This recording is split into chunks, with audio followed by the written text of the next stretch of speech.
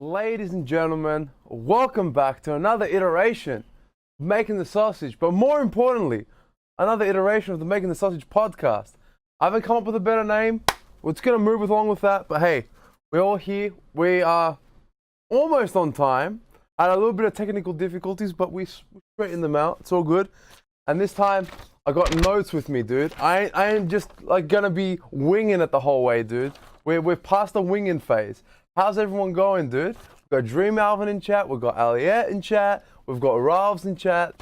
Pretty dank. I'm pretty feeling it. I'm really feeling it, as a matter of fact. So let me just go through the list of things, right? We've got the little announcement. My phone just shit itself. It's all good. It's all good. Keep rolling. Keep rolling.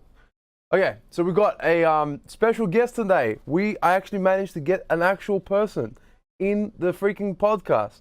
So that special guest will be Arclight's AsurasAbyss. His name is Brad, but he's a freaking dank-ass jack, and I'm looking forward to talk to him because he's actually one of the first people in the local FGC scene that like really opened up with me and like made me feel comfortable in the scene. Like just straight away, super open dude, chill ass motherfucker.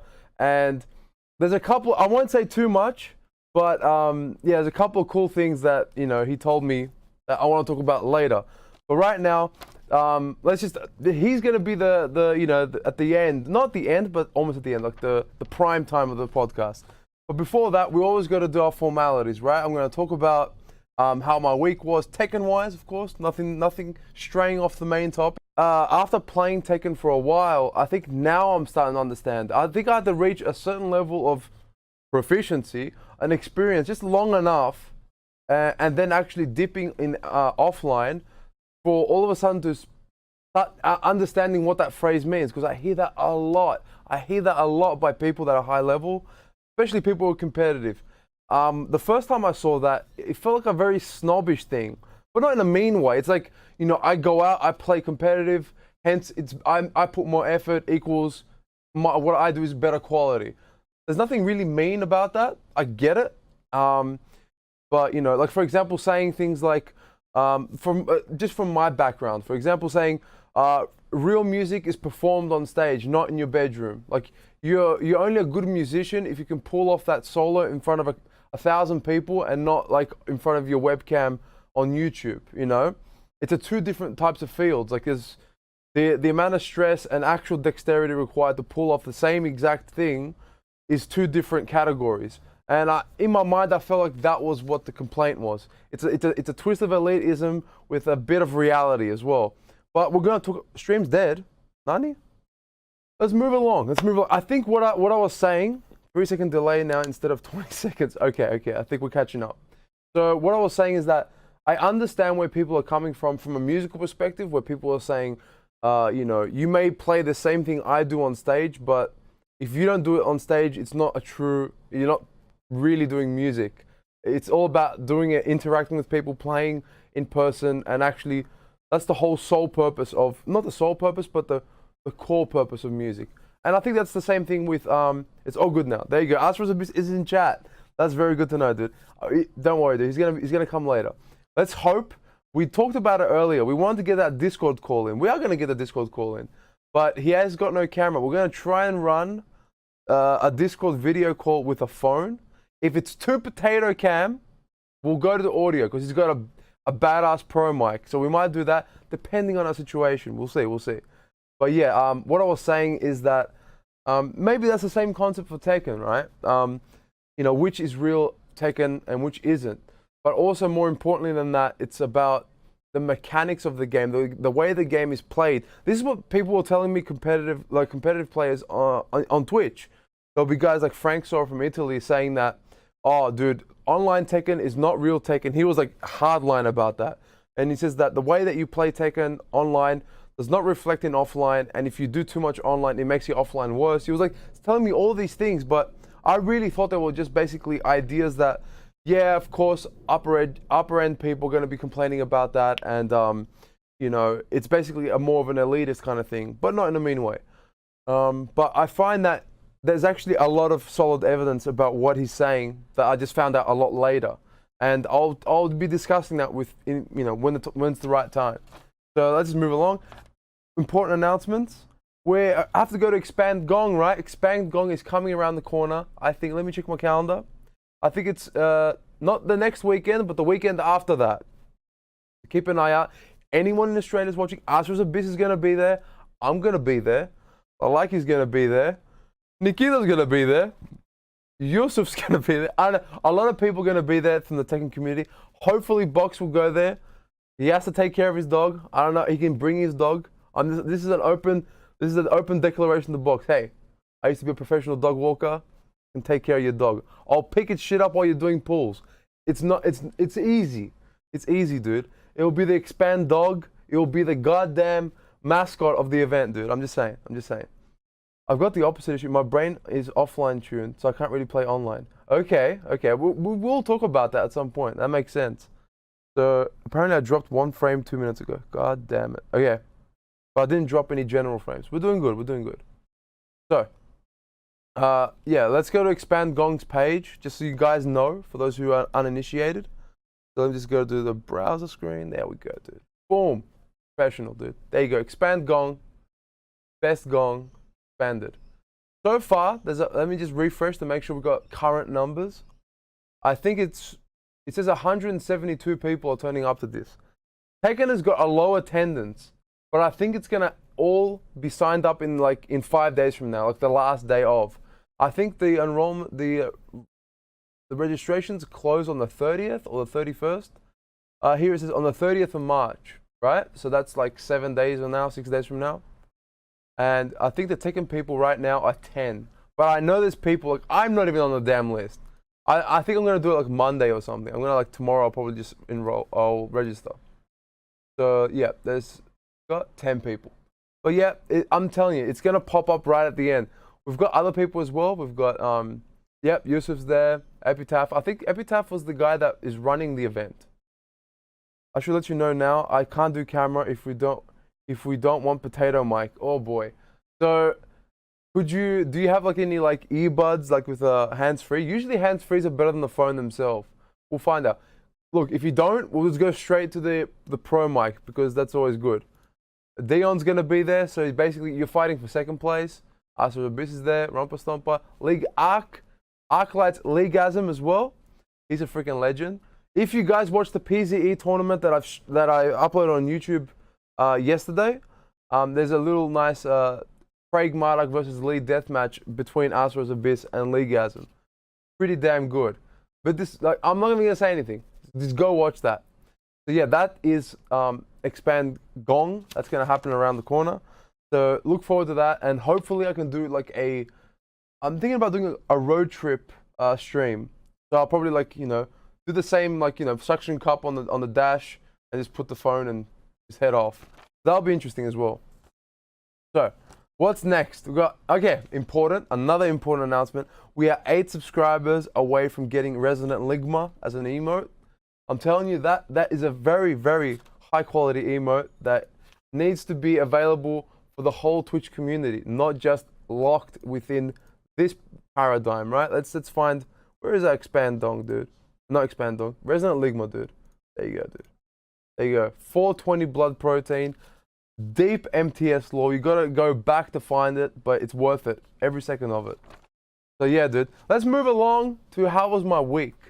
Let's see. Let's go up here. Of course, this Thursday we went to PZE Bar. I was pretty flat out from work and other stuff, IRL shit, throughout the week. I barely streamed. I didn't play Tekken, of course. Yeah, easy. So yeah, we'll do that, because audio is really important, especially for podcasts, right? That's the key thing. So what I was saying, pro mic, there you go. So PZE Bar, I was almost on the verge of not going because I wasn't feeling it. I was so out of the loop. I was like, you know what, I'm gonna go, because that will fix up my mood. And I was right. So I went there. It was pretty good. There was a bunch of people there, but not as many as last time. We're getting a drop. That's why I'm gonna be pushing this. I'm telling you, turn up. It's always good. The regulars were always there. Good stuff. Let's see, what were the key things that I brought up? Okay. So what I wrote now is that I got disrespectfully 0-3'd by Box in my. I won the first round. I went into I was into winners, so I got mashed up with Box. He disrespectfully 0-3'd me using Lei. He was basically laughing the whole time. Troll, son of a bitch. He didn't bring out the Asuka, but you know what? One day I'm gonna be good enough. I think in my mind, it's a tiered system, right? He basically, if he doesn't give a shit, he'll pull out Lei. Then if he's actually giving a go, he'll pull out Julia. And then if it's actually serious, he'll pull out Asuka. For me, it's going to be an ambition to just get to the Asuka level. So that's for something to me to work on and figure out. It's all good. And again, I was in like a really fucked up mental state to even like play. But I appreciate the fact that, I got rattled a bit. It woke me up. It kind of brought back the Tekken instinct after I lost and went to loser brackets. And then I managed, I didn't win, but I managed to get one round against a Lil Danish, which I respected, because I played a lot of matches with him at a house a few weeks back, and he's a Panda main, but he used King against me. That's I think it's his pocket character. I don't know which one is.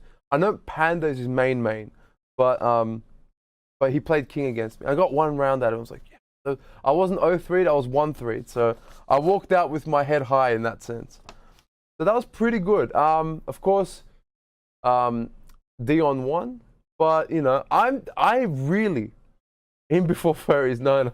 So I really hope that like people just start turning up the locals, because it would be really fun to see Dion lose. I'm just saying, like he's just so good. He needs to be rattled, right? It's for his own good. It's for the scene's good.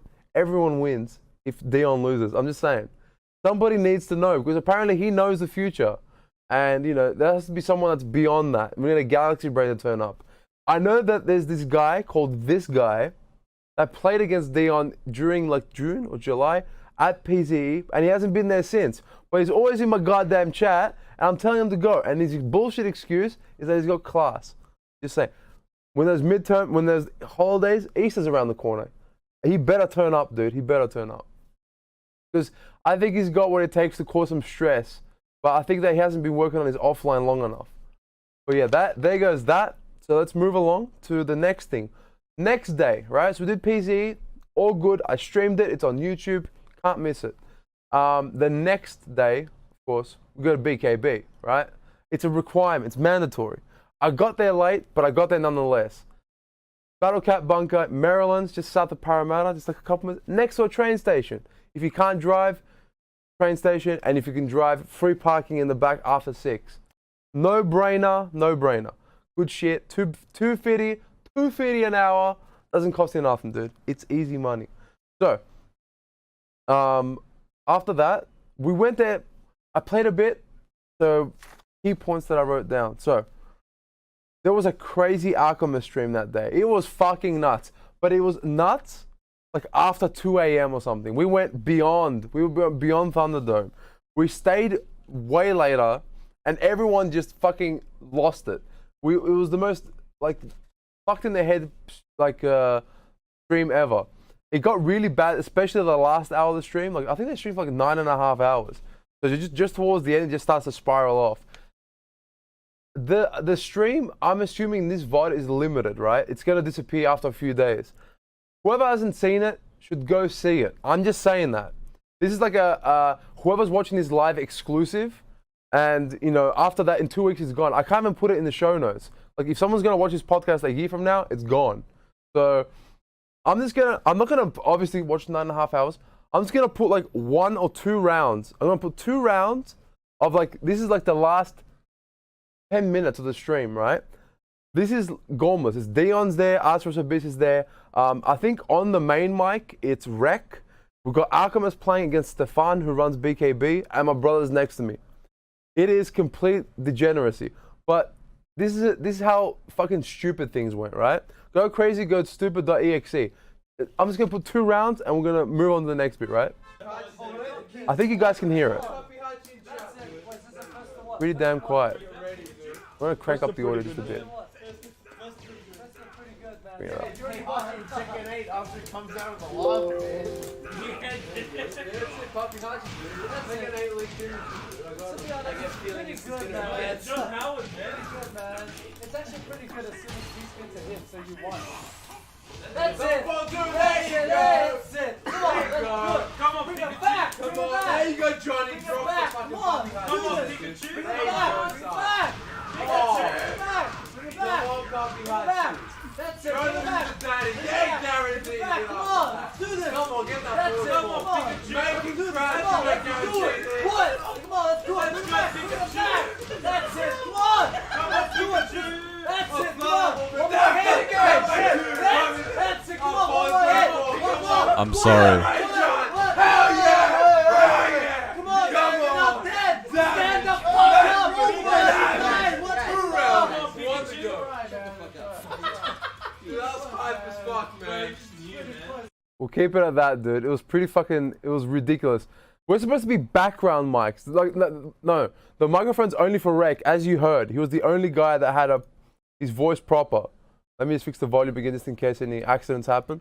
And yeah, let me just drop the link in chat right now, because it is a limited stream. But it gets really fucking degenerate. The shit that should not be said on Twitch. But funny as fuck, good vibes. I recommend hanging out in BKB. That's all I'm saying. It's a good vibe. So, what else did I say here? Okay. There was, if anyone remembers from the first podcast, I talk about my first time going to BKB. At BKB, there was a guy, I can't remember his name. He's not a Lee main, but he's been playing Lee for like a month now. Like at first he was playing him because he wanted to learn how to play against him, and now he's just playing him in general because he likes his execution and his combos and stuff like that. So like for me, it was like a moment to like play again against him after it's been a while, just to see how I go. And what happened was, I just couldn't play. I couldn't tell you why. I was like, everything felt shit. I couldn't input, couldn't do anything. Then like we do a few matches, it's over, GG's, blah, blah, blah. And then I was just playing on the computer by myself. I was just labbing my backdash on P2 while Arclight was doing the mainstream. And then I was like, you know what? Let me just do some Heihachi movement. I think I was playing with my brother. And I picked Heihachi just for the meme. Because I haven't played him since like November, December, somewhere there. So I did that. Let me just go to the main screen. So I did that. And I noticed that I couldn't do wave dashes. I couldn't do hell sweeps. I couldn't do electrics. I couldn't do anything. And I was putting the blame on myself. I'm like, have I really lost my muscle memory on all this shit? I couldn't do these combos if I got an electric or any of that shit. It was just all over the place. And then I remembered. A Ryan Hart tweet that happened a few days ago, maybe a week ago, that just completely rattled my brain, right? So let's just go to the tweet. I'm assuming you guys must have seen it. It was a pretty shared around post, which addresses an issue that happens specifically to the Panthera. Let me just go to the browser screen again. Okay, so let's see. So apparently the post, let me just read it for those who are just listening, right? Beware PC Tekken 7 players. Same input delay in PlayStation configuration support on Tekken 7. PCs worked okay for Street Fighter 5 on PC, but when I tried Tekken 7, this is what happened. So if you watch the clip, so he's trying to do his like counter hit down forward 2 into perfect electric, and he can't connect, right? So he's getting regular electric. So he can't get a just spam. There's sort of some input lag going on. So let me skip forward. So this is it. You have to go in, not into the Steam settings themselves, but you have to open big picture mode, and then you hit the little gear on top, and then that opens an extra menu. It's not in the Steam settings. You have to go into Steam big picture before you get to the settings. And I found that if the PlayStation configuration support is on, I have a Panthera. I think it hits Panthera specifically, but I don't know if it hits other sticks as well. That was on along with the Xbox One. I turned that off, and I immediately wave dashing, firing 4 electrics at the same time, juggle, all that shit kind of like just unlocked. And I just felt like the biggest fucking idiot that, you know, the one shot I had against the guy that was playing Lee, I couldn't like actually play against him the way I wanted to because I had this stupid PlayStation support on. So you got to keep an eye out for that, dude. Pantheras have a specific X input driver on Razer's site. Yes, I fixed that as well. There's a specific link that fixes, there's a firmware update for the Razer Panthera that I don't know if my thing already had it in. I installed it, I couldn't tell a difference, but any kind of input like correction is appreciated, no matter what you get it from. And apparently it's not on Razer's website. You have to find it from a specific tweet, and it's a big mess. So like as soon as okay, so now that he's changed the settings, that he's removed them. I think he removed them. Yeah, not even, he couldn't get down perfect scaling. Go up again. Yeah, so he removes the PlayStation support. He's supposed to remove it, and once you remove it, you get your shit back. It's like, there you go, straight away. And that's what happened to me. That happened in real life. Like I actually could do everything that I couldn't do before. So keep an eye out. I'm gonna put the post in chat just so you guys know what to do. This was because the BKB has a mixture of PC and PS4s. But this was on a PC. Again, mine was, oh, what about Platinum, dude? How's it going, dude? Does that affect more sticks? I'm not sure. Panthera, it does. That's all I can say. I tried that with the DualShock 4 and it didn't seem much of a difference. Mine was new from a few months ago and firmware was stuck. Yeah, maybe. Where Twesks? Twesks? Yeah, it's a PC only problem, yes. PC. PlayStation, that's the thing about PlayStation, right? It's not the best way to play the game visuals wise and online connectivity wise, but offline specifically, I think it's the best option. This was actually a topic that I wanted to talk about right now. Okay, let's move to the main topic. Is online Tekken Tekken? So that's basically what Twezek is saying. Oh, dude, is it Twex? Twex. I'm gonna say Twex. Yeah, it's not the firmware. I changed that shit. I play and saw no difference. Yeah. Well, look, for my Panthera, it actually was real, but maybe not for every stick. PS4 is better offline. It's a more consistent platform. Yes. So I was always the proponent of Tekken should be done on PC. Yeah. Yeah, that's very helpful, dude. So Twigs. Okay, Twigs. Jesus. Okay, we're fine. So what I was saying is that I was always saying, oh, it should be done on PC. You get more sponsorships. You can push the platform higher. Blah blah blah blah blah. But I think that now that I've been to local tournaments, I've been to offline events and all that kind of stuff, you start to notice problems with PC. I was hanging next to Dion during Alchemist stream, and he just wanted to play some PC while he's waiting for his turn. Like, he wouldn't play with people because the stream was on PC and not on PS4. He was very picky about that. And I'm like, come on, like, I get that it's the tournament grade platform, but you can play on PC. And then like he was playing on a PC, the one I was playing on. He just wanted to have a go on it, and he was playing, and he was basically input. He just did like a wave dash and an electric. He's like, oh, it's too laggy. I can't play on this thing. I'm like, holy shit, man. My sense of reference of what's consistent is so skewed. He can tell the slightest difference. I don't think it was input lag that was the problem. It was like screen tearing and like the graphics. The PC couldn't handle the graphics properly to play smoothly.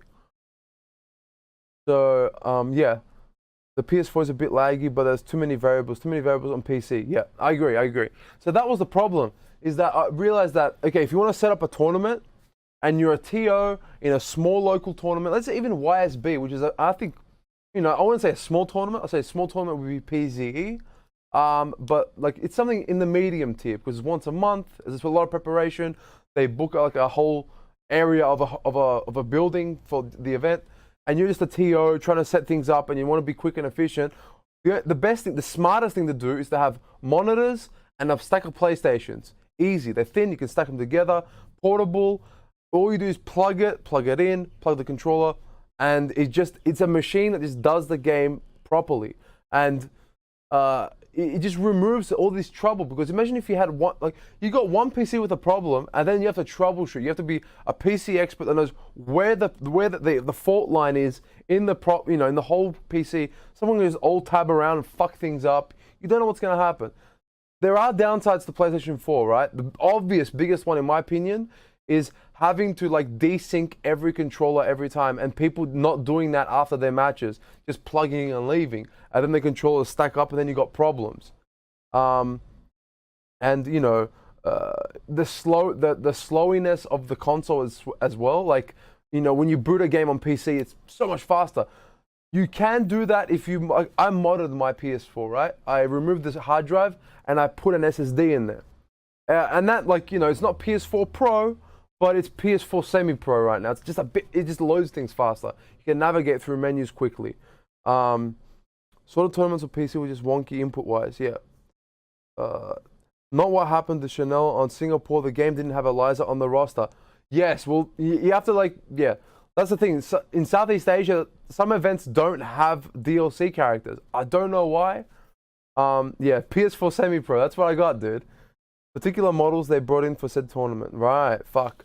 So yeah, every machine has to have the, you know, the whole roster. They kind of have to pay for a console, then pay for the DLC for every machine. It's a mess. But if you just want to run a, oh, there you go, Stefan. Right on time. Just what I was saying. Problem is someone other than the pad owner needs to forget the controller for you.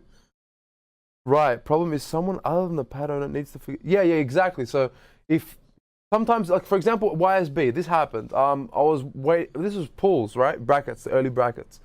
And, you know, I was waiting for my turn, you know, the thing, and they did their match, GG's, blah, blah, blah. And then the guy that was sitting there basically sat there for like 5 minutes just deleting pads off the PlayStation. You know, no one asked him to do it, he just did it. And I was like, you know what? Respect, but, you know, you shouldn't be doing this. And it takes a long time. There should be, look, I'm just telling, I don't know if Sony's not going to listen to this, but let's just put this in the conscience of you know, the FGC people in general. If PlayStation had a setting in the controller settings where you just delete the controllers, like a select all, delete all, that would change. It's a simple menu change. If they could do that, that would be huge. But, you know, we can only dream. But yeah, that's one thing. So yeah. So what I was saying, yeah, Dion talking about the lagginess of the PC. That's kind of a big point. And then you've got yeah, I don't perceive it. I'm too dumb for that. And I've been playing on PS4 with the shitty 3-bar connections for months. So my tolerance to bullshit is extremely high, but I think it's given me bad habits. Hence the main topic is online Tekken, because it just completely develops bad habits. So what has he got here? And yeah, PS4 is extremely superior for tournaments compared to PC. I've really understood it. Portable, effective, quick, stable, just in every aspect, it's just the only way to do it. So I think I'm going to shut the fuck up about the PC thing until there's an actual true better solution that I can't think of right now. Okay, so what is there? There was another thing. There was a video I saw, right? I posted about it on Twitter. It was a really, really damn good video. If I remember to do, what's it called? Show notes at the end of, like, when I upload it on YouTube later, I'll post this video. I tweeted about it. I'll put it in chat now because it's pretty good video. It's like 13, 14 minutes long. Where this is basically what inspired me to even talk about it, and it woke me up on the idea as well. So let me just go to the browser screen. The guy is called Chad Barley. I saw a tutorial of his about Hwoarang's bullshit, like flamingo options, how stressful it is and how you should approach it. And I just subscribed to him ever since. And he just posted this video a few days ago saying online versus offline Tekken. I would like to just watch a bit of it. I'll try and skim through it. But, you know, check the whole thing on your own. But this is basically, I feel like I reached a point where I could understand what he said because I've been offline and online now. So I've got like a different perspective. So we'll just jump into it real quick. All right. Recording? We'll see. I think we're recording. All right. I'm hoping you guys can hear. Chad the Third here. Okay. YouTube superstar. You know who it is. Essentially, this is just a short video explaining something that I finally realized after playing this game for about a year and a half now, right? So ever since I started playing, the pros and high-level Tekken players kind of mentioned just like the big difference between online Tekken and offline Tekken, right? Yeah, dude, he's really good. Now, I'll find that clip for you right now, because not only does he talk about how to deal with Hwoarang, he does it in a fun way, which is, like, you know, fun to watch. It's not just a dry thing. It's pretty funny, like, you know, because it's as obnoxious as, you know, you imagine. So where is it? There we go. Ooh, where is it? Because it was, I think it was on my Discord. Someone posted it. I think it was Sainted, and it was a goddamn. Yep, there we go. Down 3-4. That's right, not the flamingo, but the down 3-4 that leads to flamingo. So I'll post that in chat. I'm telling you, extremely important video. Because I saw this video after I got 05 fucked by DreadTech. My first time I went to BKB. That guy fucked me up with that exact move because he knew I didn't know anything about it. He just engaged that, do the mix up, and I'll just die every time. So super important video, watch that. But let's go back to the main video because this is about the topic that we're talking about today. And as someone who's only really played online Tekken, you know, like 99.9% of my games has been online, I didn't really appreciate it. But as I move my way up the ranks and I spend more and more hours in the lab, I'm realizing now just how different it is. So if you've been following my channel for a while and you've noticed that I've started streaming recently, you'll know that I've been on a bit of a losing streak. Now, I'm no stranger to losing. I lose all the time. That's how you get better at Tekken. No problem with that. But what I do then is I study the losses and try to figure out what I did wrong. And what's happening recently is that oftentimes I realize that I didn't do anything wrong. It was just online. And like, I don't like to be that kind of guy who's like, oh, it's the character's fault, or oh, this is cheap or whatever. Like, if I lose, it's my fault. I should have been doing something better. But increasingly, the solution I find in the lab doesn't work online because of lag or because of input or whatever. And that's really frustrating because it's one thing to lose because you're making the wrong decision or you made the wrong read. I can live with that. It's part of the beauty of Tekken, right? But when you make the right decision, but you get busted because of bullshit, because of just the onlineness of it, it's really frustrating. So I've found 3 concrete examples. So actually, the losing streak I've been on, there were 3 characters really that really kicked my ass. It's been Steve, Asuka, and Eddie. So after those big losing streaks, I go online and I study the matchup and I watch them in slow motion and you'll see. So here's an example. So I found myself getting blown up recently by this sequence, right? Right? So I got caught with that a couple of times. Right? This one. Bam, bam, bam. Now, I know that if I press a high, I get launched, right? Because it high crushes. And I've known that since green ranks, okay? I also know that if I go for a low, it low crushes, right? So if I go for a generic down 4 or a down jab, I get caught, right? Bang, right? Simple. Simple stuff. So my answer has often been that, right? It's a nice flow. You catch him in the middle, right? You catch him in the middle. Keep him honest. It's consistent. It always works, right? It always works. One more time. Bang. Right, now it's not the perfect solution, of course, because Steve has options that beat this. For example, right? That'll beat it every time.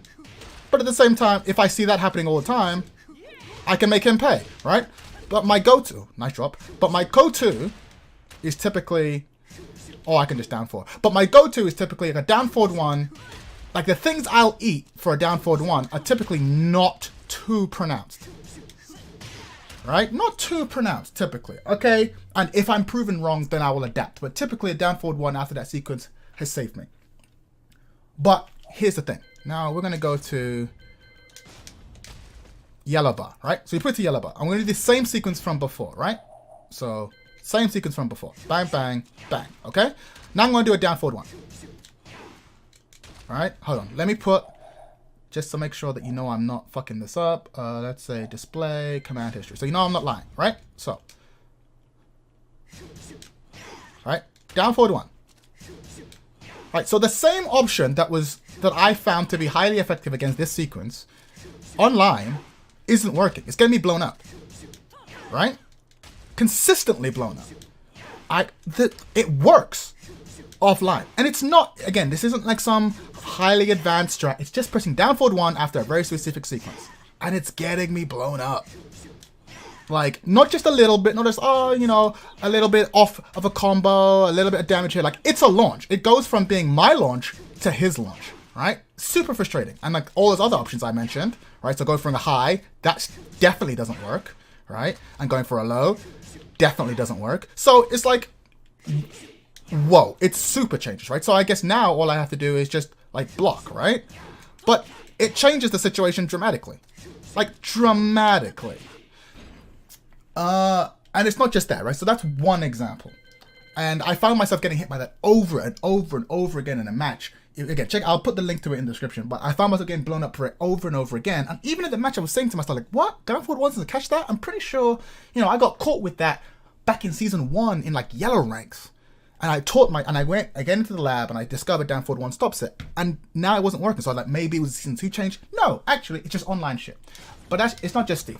We'll go to another one, right? This is Alyssa, right? So I hate fighting Alyssa online. I think in terms of online characters, she is the cheapest. For me, maybe it's just because I'm a scrub, but like for me, because of one move. You probably already know what it is, but it's her snake edge, right? So she has a snake edge that is seeable, you know, just like everyone else's snake edge, but less so, I feel like, because she has a lot of moves that kind of bring her down. And in offline settings, it's perfectly reactable. Perfectly reactable. At least to me, right? Perfectly reactable. Boom. Okay, there it is, right? So, nothing special, just that.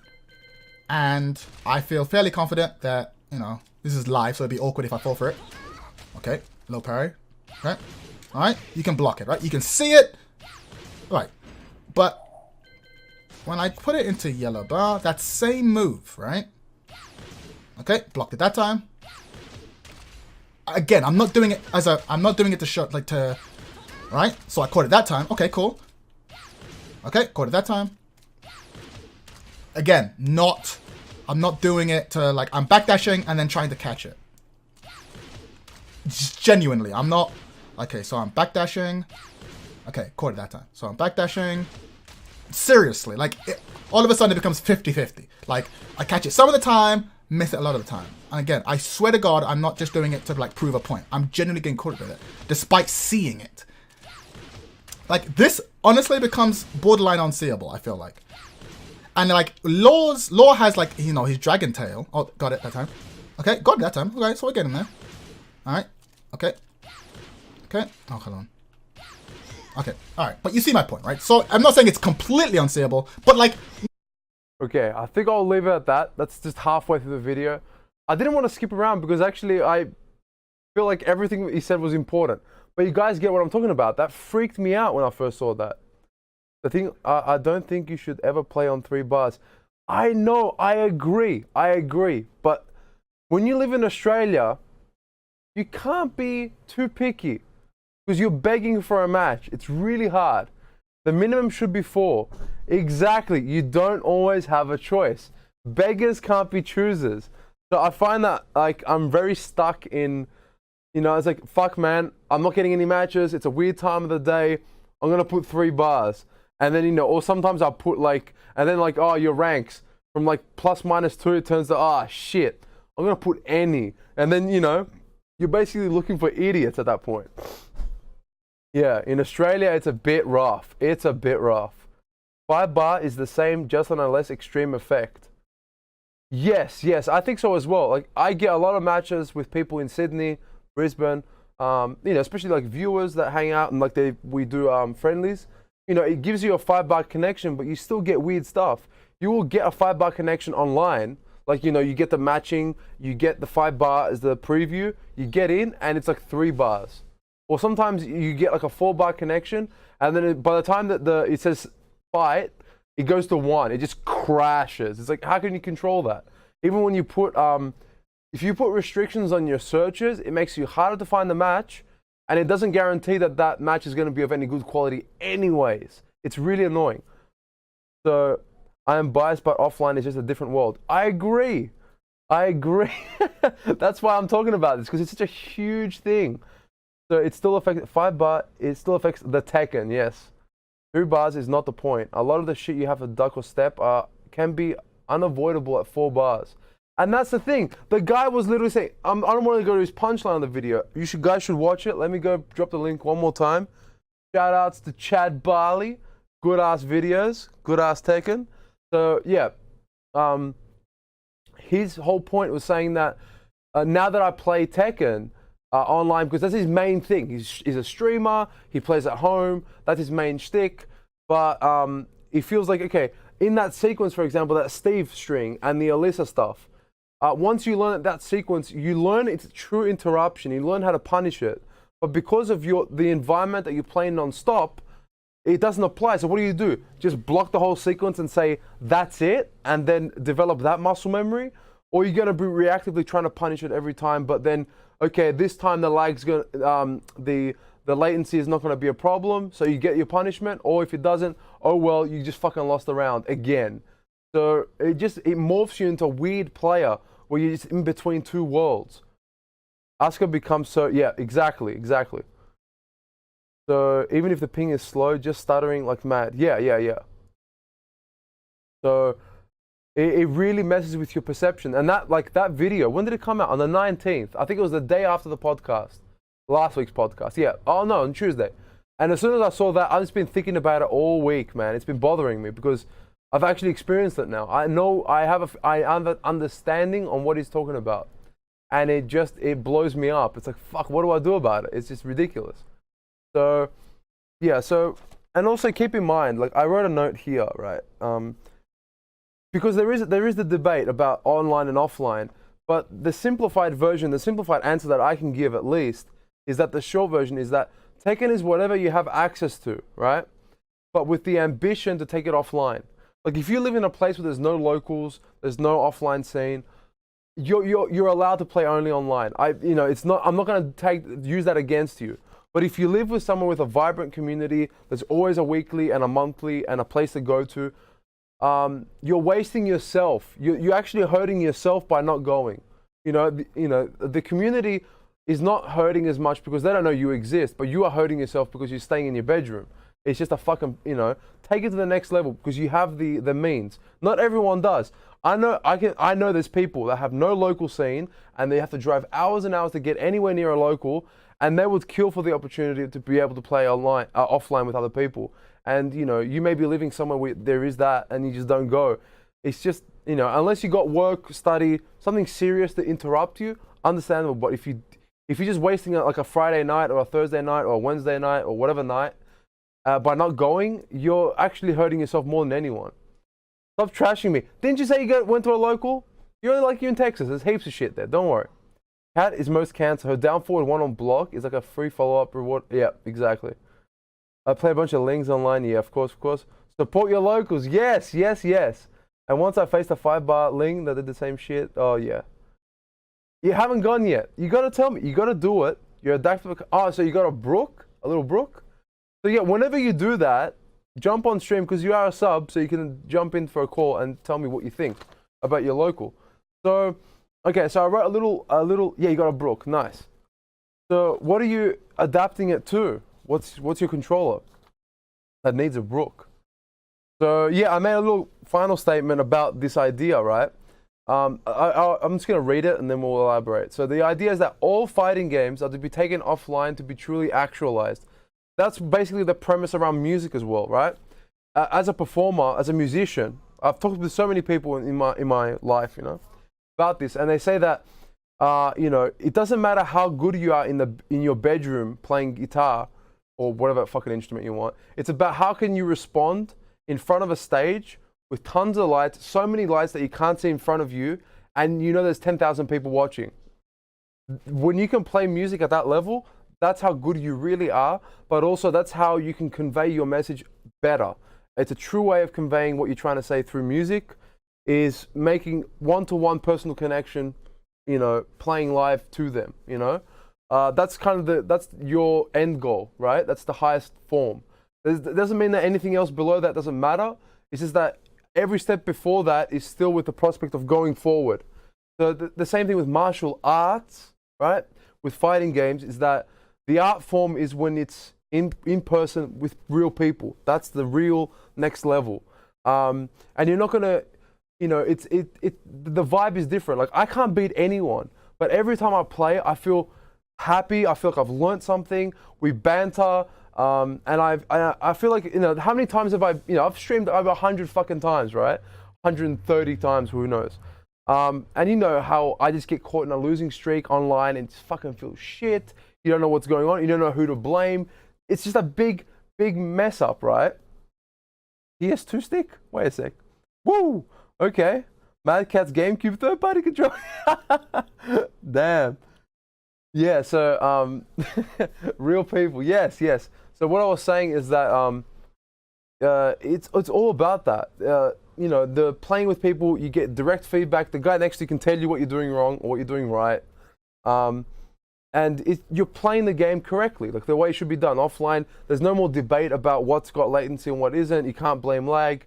It's all on you, and it just feels rewarding. And then when you take it to the next level, where you're competing, then everything feels so much more rewarding. You're playing with true intention. You're locking in. You get lost for a few moments. I think that's the best thing about the fighting games, is that it's really high level immersion. You have to be locked into what's happening in order to be able to respond correctly. And that's part of the experience that you want to have.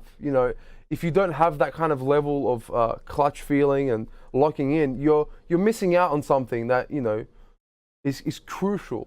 Are you gonna play? Not now. I'm doing a podcast. Maybe later.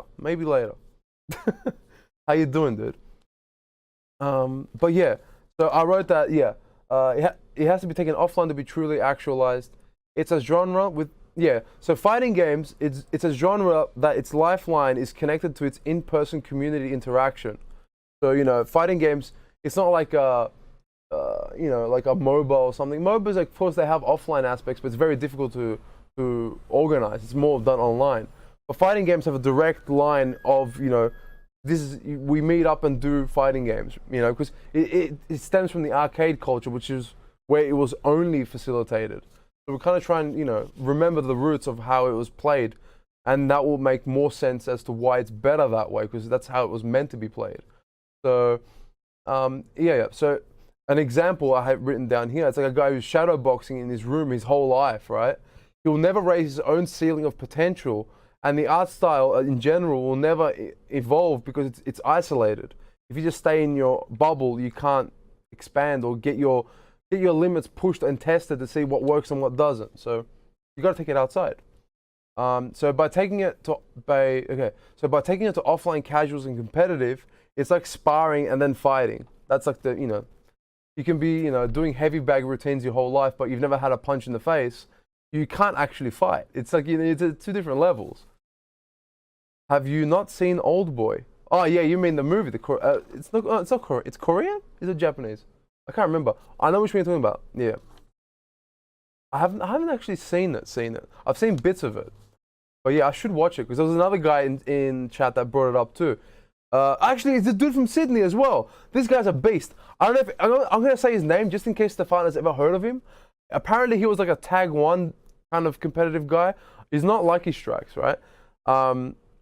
His name was Evergreen something. I think it was Evergreen Old Boy, I think. And this guy, I played against him because he just got it on PC and he was going through the lower ranks. And this guy was playing like a god online. He was breaking every grab. He was fucking destroying me. He pops up on the weekends. Like usually when I stream on the weekends, he'll pop up in chat. He trains for 15 years inside a room and kicks butt. Yeah, that's exactly right. Yeah, there you go. So that guy's a legend. And I told him to go offlines, but he said he had work and blah, blah, blah. And he's being down on himself. But I'm telling you, if this guy went to locals, he would fucking crush. Not sure about anyone called Evergreen. Yeah. Dude, I don't know. That's his username on Twitch, and he's just on Steam, sorry. And he just crushes, dude. He crushes. And one of my hopes is that maybe this year I can convince him to go to BKB, PZE, or YSB, or OHN, or something, in Sydney, because he's an untapped potential. I think he's being hard on himself because he thinks that I'm too old for this shit. But trust me, this guy he's like really, really good, really good. He's definitely smurfing, dude. Big time, big time. So I just want to ask, is Brad still on the line? Is AsurasAbyss still here? Because we're going to do a little cheeky call. Let's do that. Oh man, I'm thirsty as fuck. Let's do it. For water, of course. So, there you go. He's here. He's here. Let's do it. Let's load it up. Let's see what we can do. Let's see. We're gonna go straight to ProCamp. Tag me in, Chief. No worries. So we'll do the mic thing because I have a feeling you got potato cam. I'm gonna tell you pro tip. Get a camera. Get a camera. It's not expensive, and it makes your life better. So let's open this Discord up. Let Boomer Petro do this real quick. Oh boy. Oh, there he is. Gonna do that, and then I'm gonna go to. I'm gonna open that, and then I'm gonna press the call button. Okay, so I'm gonna do. Okay, let's do it. So let's open that up. Actually, no. Hey, what's There you good? go. I can hear him. Can you hear him? I can. Let's see what we can do. Let's go. All right, can you guys hear me? I think. Well, it's coming up on me. I'm pretty sure we can hear you. There we go. Oof. Okay. Let's go. Let's open up the sausage link. There you go. Boom. There you go, ladies and gentlemen. I want to introduce you a jack of all jacks and named AsurasAbyss, sponsored by Arclight. How's it going, dude? How's it going? Yeah, pretty good. Pretty good. Yeah. Just relaxing, you know how it is. Yeah, dude. So this is going to be a bit of a introduction to people who don't know you, and I barely know you. So even some of the questions that I'm going to ask now are actually for me as well, because I don't know. So let's just get to it, dude. So what's your background? Just give me the wrap up. Who is AsurasAbyss? Okay, so do you want my Tekken background or just me as a... Well, the next question was why Tekken, but you can give me your background fighting game wise, or just in general, like that. I'm not so like Okay. grew up in fucking Essex or something, like He's pretty All good. right. He's all right. Yeah, I know. It's pretty So good. essentially, my background in fighting games is it started with Tekken at the arcade. Okay. And Which I know one? that Which like, game? it's kind of surprising to this day and age, but I started playing 2 years ago at the arcade with Tekken 7 Vanilla. Oh, like, okay. You know, bare bones Tekken. basically. And this was at the City Amusements, I think, in Haymarket. Now called Playtime. Oh yeah, Haymarket. it's changed its name. That's right. So, but yeah, back then it was City Amusements or EA. So I think I went like 2 or 3 times a week, and I'd spend easily like $50 every time I went.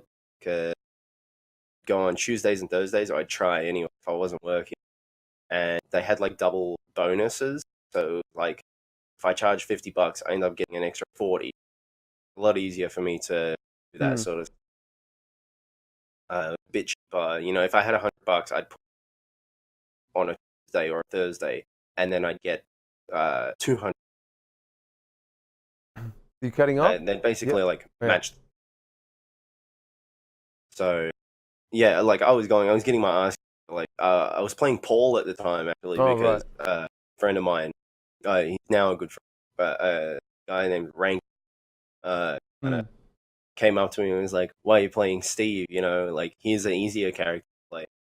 Yeah. Are you getting do you have a noise gate on? Because you're cutting off for some reason. I don't know why. Oh no, probably because I'm moving away from my microphone a bit. And you go out of range or something. Yeah, crank it Yeah. up a bit. All right, let's fix this up. Yeah. That's, I thought there was a gate Alright. as well. Is that better? You sound good. I don't know. Just remove Alright. threshold. Yeah, dude. Let me just bump up my little speaker as well so I can hear you better. But yeah, that should be good. I'm looking at the Alright, levels so- on my screen, and you got the same levels as me, so we're talking at the same level.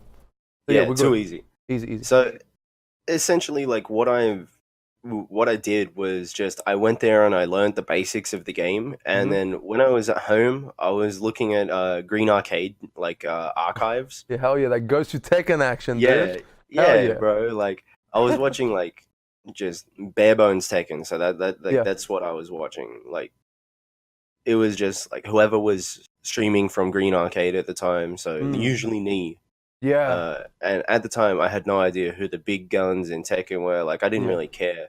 Yeah. And so a month after I started playing, I think it was like 3 weeks actually. So 3 weeks into me actually playing Tekken, I went to my first offline, which was YSB number 49. Oh damn. And- Okay. So now we're like in the late 50s. So that was like. Yeah. This Ooh. was like early on. Mm-hmm. And essentially, I got my ass kicked like everyone does at their first local. You are 0-2, and you know I got to meet a few people like Yusuf and Oh, yeah. Dion. Dion was there actually. Oh, wow. And I had no idea who the guy was. Oh yeah. And I had no Yusuf- idea either, dude. I didn't even know what he looked like when I first saw him. Yeah, like Doesn't- Yusuf told me, like as I sat down, he's like, yeah, he came like he went really good at Evo, and I had an idea of what Evo was at the Oh, time. I was shit. like, oh damn, like holy shit, I'm about to die, and And he did. yeah, I did. Yes. The worst thing was I didn't actually have a stick back then either, Oh, so I was shit. playing on pad. Oh boy. And were you playing Steve then, or I was Paul? playing Paul. I was playing Paul. Yeah. So yeah, so that kind of like I went 0-2 for a few months. Like I got to know the Tekken guys, and they kind of like started like going, oh yeah, he's coming regularly. Then the game releases. Oh no. So game hadn't released before this story started. Oh wow. And so I got my first stick, which was the Hori Rap 4. Oh okay. So I got that, and I just kept it stock standard. I had no idea about modifying sticks or anything of that. Oh yeah, it took me a while as well. Like I was a noob, and so sorry. So essentially, what I was doing, right? So I got the stick a week before BAM 9. 9. Okay. Yeah, I went to BAM with this brand new stick, and I took in my luggage a PS3 with Tekken Tag 2 on it, and that's what I used to get used to playing on stick. Kind of worked, kind of helped out a little bit. Yeah, that's a weird strategy though. Okay, so Yeah. because the game wasn't out, 7 wasn't out. That's why. Yeah, Okay, 7 wasn't fair out, enough. so I had to take Tag Okay. 2, and I practiced on that because I wanted something to practice on. But the actual tournament at BAM 9 was Tekken 7, so it was alright, It Yeah, went so hard. yeah, so now we're There were going to heaps of BAM people 11. So that was 2 BAMs ago. Okay. Yeah, that was Oh, wow. 2 years ago. So like I'd been playing for a few months, and I went, and Right. How was some of the that? Sydney guys recognized me, and a few of the Brisbane guys because they were there at the first YSB I went to. Right. A few of the Brisbane guys recognized me, all that sort of stuff. I got to know people, got to get along with people, and then get to know people better, sort of thing. And I got to play Tekken before it was out, which was mainly the reason I went. I just wanted to play the game before it was out and all that sort of stuff. Got to Yeah. meet Saint and JDCR as well because they were there. That's sick. Yeah, that good stuff. So the game comes out. Then after that, the game comes out, right? Mhm.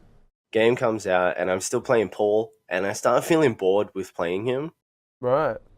And a week after the game came out, I switched to Jack. I wanted to learn Jack. That's a hot take, dude. You're bored of playing Paul, so you Yes, decided I to play was bored Jack with playing instead, Paul, right? because Like talking about excitement increase, right? Just like So the essentially, Resident like, Sleepers I are just got like firing bored up in of my playing head, dude. Paul because my understanding of Tekken was so limited. Yeah. Didn't like how Paul played because I was so shit at the game. Like, that's Yeah. basically how it was. Right. So like you actually pulled out your The first your few flaws and things I stuff, yeah. learned was that basic moves are 2, like standing 2, Yes. while standing 2-1, forward 1, and down back 1. Right. So just 4 moves. As the basis for my Jack, and that whole principle has not changed. Damn. Yeah, okay.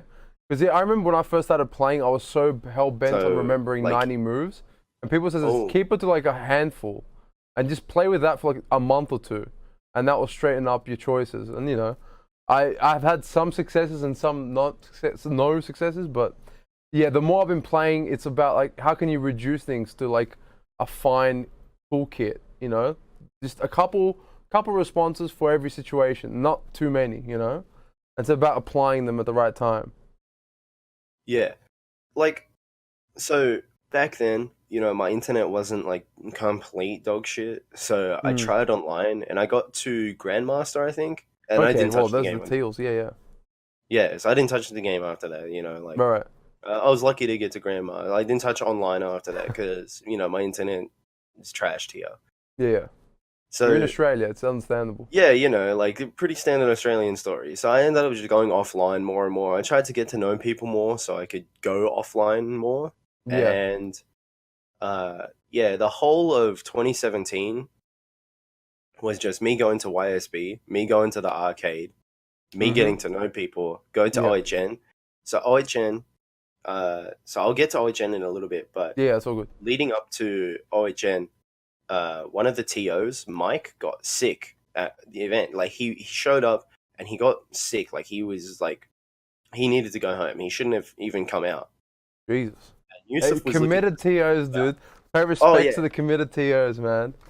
Hell yeah. So Yusuf was looking for someone to help out, and he ended up picking me. He's like, "Hey man, can you help out? You don't have to." I was like, "No, I'll help out." You know, like I wanted to give a You little got back to the some community. bad luck Damn. coming. Good Oh, group yeah, of people. dude. BKB's hosting, dude. I appreciate it, man. Oh, damn. As soon as you bring out the TOs, Stefan, shout to your host, dude. How's that, dude? Appreciate So it, yeah, man. so I think at this time Stefan wasn't even back in Australia. So you know, Yusuf's frantically looking for someone to help. He picks me. He's like, "Hey man, can you help? You know, you seem like a smart kid." And so I was like, "Yeah, sure, I'll help out." And it ran smoothly. The tournament ran smoothly. And, you know, Yusuf was happy about that. And Okay.